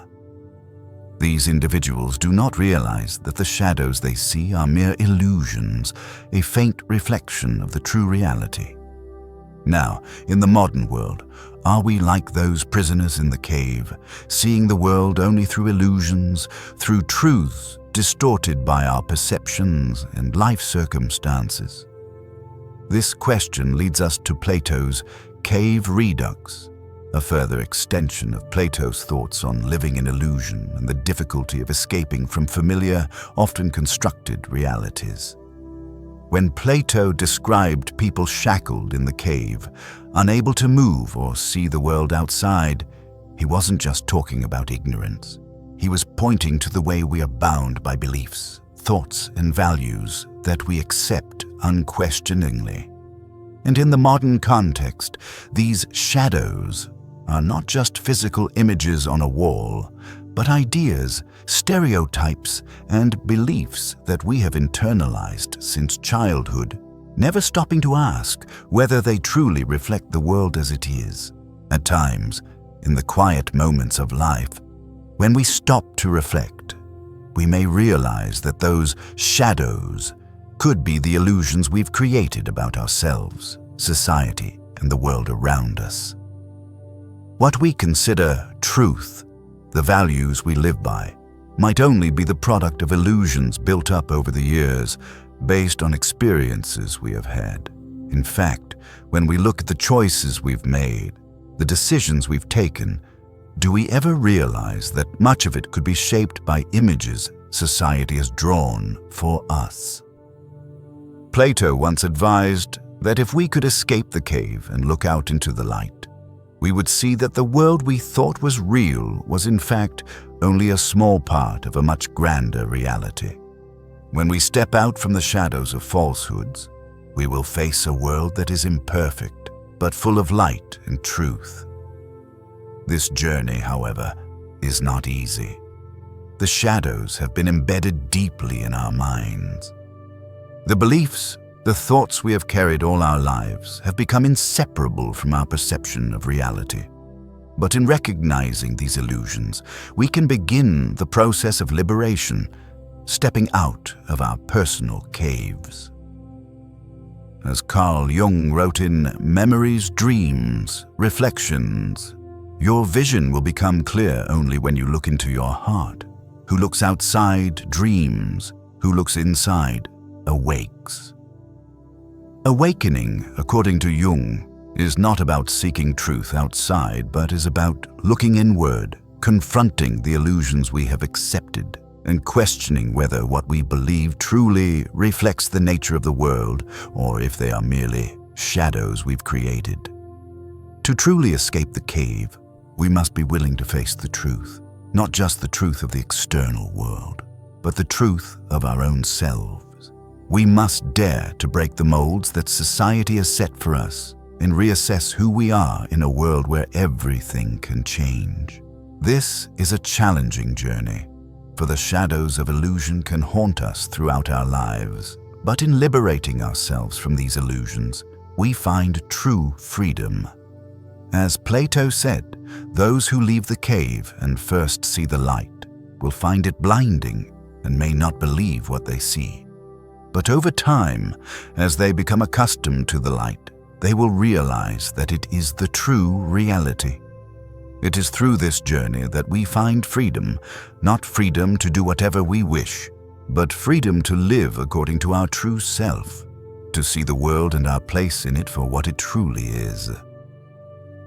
As we continue our exploration, the next question will lead us into an exploration of freedom and responsibility in ethics, a new set of reflections on moral nihilism and whether there can be a foundation for morality or if it is all simply human-made constructs, created to cope with the contradictions and uncertainties of life. The next part will delve into how we can create values in a world where there are no clear, absolute standards of right and wrong. As we continue reflecting on the nature of the self, identity, and the ongoing journey towards self-discovery, we now face another profound question that has shaped the course of philosophy for centuries. What if nothing in the universe truly matters and the cosmos is indifferent? If, as moral relativism suggests, each of us creates our own moral values in a world full of contradictions, how do we truly find meaning in life? And if there is no inherent meaning, no absolute truth, how do we create a sense of purpose in a universe that seems indifferent? This question, as unsettling as it may be, opens up vast philosophical terrain, compelling us to confront the very nature of existence and the illusions we live by. If everything in life is ultimately arbitrary, if the universe has no inherent purpose, can we still live meaningful lives? And if nothing truly matters, where do we find peace? These are not questions we can easily answer, but by confronting them, we begin to understand the nature of our existence and our search for meaning. The philosopher Albert Camus, in The Myth of Sisyphus, wrote about the absurd, the sense of meaninglessness that humans must confront. He described a world where human efforts seem futile, where everything we do, no matter how hard we try, is ultimately erased by time, death, and the decay of the universe. Camus wrote, "The absurd is born of this confrontation between the human need and the unreasonable silence of the world." For Camus, the absurd arises when the human desire for meaning collides with the indifferent silence of the universe. In contemplating this meaninglessness, the initial feeling might be one of despair, a sense of loss. If the universe truly doesn't care about us, if our efforts and dreams are nothing more than fleeting moments in an infinite space, then what is left for us to strive for? What purpose can we find in life? This line of thought might make us feel insignificant, as if we are nothing more than dust in an invisible wind. However, it is within this very meaninglessness that Camus finds a profound freedom. In The Myth of Sisyphus, he states, "One must imagine Sisyphus happy." Rather than giving up in despair, Camus suggests that we should find meaning in our efforts, even if those efforts seem futile. The story of Sisyphus, condemned to push a boulder up a mountain only for it to roll back down every time, serves as a metaphor for human life. Though Sisyphus' task seems pointless, he continues, and in doing so, he finds freedom and joy in the very act of the journey itself. In our own lives, even if things may never be completed, even if we never find an eternal purpose, it is in the continuation of our efforts, in the actions we take every day, that we find true freedom. As Nietzsche wrote in Thus Spoke Zarathustra, "He who has a why to live can bear almost any how." While the world may seem meaningless and the universe indifferent, we, as human beings, can still find reasons to live, and it is this reason that empowers us. It is in confronting this meaninglessness that we choose to create meaning for ourselves. We can choose to live with love, sincerity, and kindness, even knowing that our actions may only be small drops in the vast ocean of time. But each drop, each action, holds deep significance because it is done with freedom and full awareness of life's inherent absurdity. Thus, even if the universe is indifferent to our existence, we can still create a world of meaning from what we do, not because we believe that everything will be rewarded, but because we choose to live authentically, to create a world that we can trust, even if it's just in the present moment. And in accepting this meaninglessness, we find peace because we no longer need to search for an absolute purpose. We only need to live fully in what is before us. As we continue on this journey, we will now confront the next question about freedom in ethics and choice. Does freedom of choice exist in a universe where ethics are mere constructs created by humans, or can we find peace in living with the values and principles we create for ourselves? The next section will delve into moral nihilism, where ethics are not seen as universal laws, but as individual creations reflecting the complexity and changeability of life. As we have journeyed through the complexities of moral relativism, the problem of free will, and the paradox of identity, we now face a final, profound reflection. Where do we find peace in a world full of uncertainty, contradictions, and unanswered questions? If life, the self, ethics, and freedom all lead us to places without clear answers, can we still find meaning in it all? And more importantly, can we find peace in the ambiguity, the mystery, in the continual search for truth? This question is not easily answered, but it is precisely in the uncertainty, the acceptance that life does not always have clear-cut answers, that we find profound peace. Final reflections are not about the conclusion of a journey to find a definitive truth, but rather the expansion of the soul, where we learn to embrace the unknown, face the mystery of existence without the need for eternal explanations. Friedrich Nietzsche, in Thus Spoke Zarathustra, wrote, "And those who were seen dancing were thought to be insane by those who could not hear the music." This powerful quote reminds us that in a world full of contradictions and uncertainty, only those who are willing to embrace the mystery of life, those who are willing to live with imperfection and with the unknown, can find true freedom. When we stop searching for certain answers and begin to live with acceptance of the unexplainable, we find joy, tranquility, and meaning in the process itself.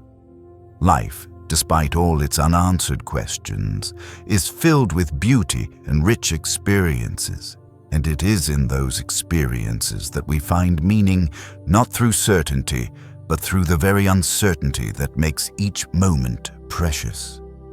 If we can learn to live with imperfection, accept that nothing is permanent and that not everything has an answer, we will find peace within ourselves. As Rainer Maria Rilke writes in Letters to a Young Poet, "Be patient toward all that is unsolved in your heart, and try to love the questions themselves." Rilke encourages us not to worry about the unanswered questions, but to learn to embrace them as an essential part of our journey through life. In accepting these questions without the need for immediate answers, we open our hearts to experience life fully, without rushing, without fear. And it is in this acceptance that we will realize life is not a series of problems to be solved, but a continuous journey of discovery.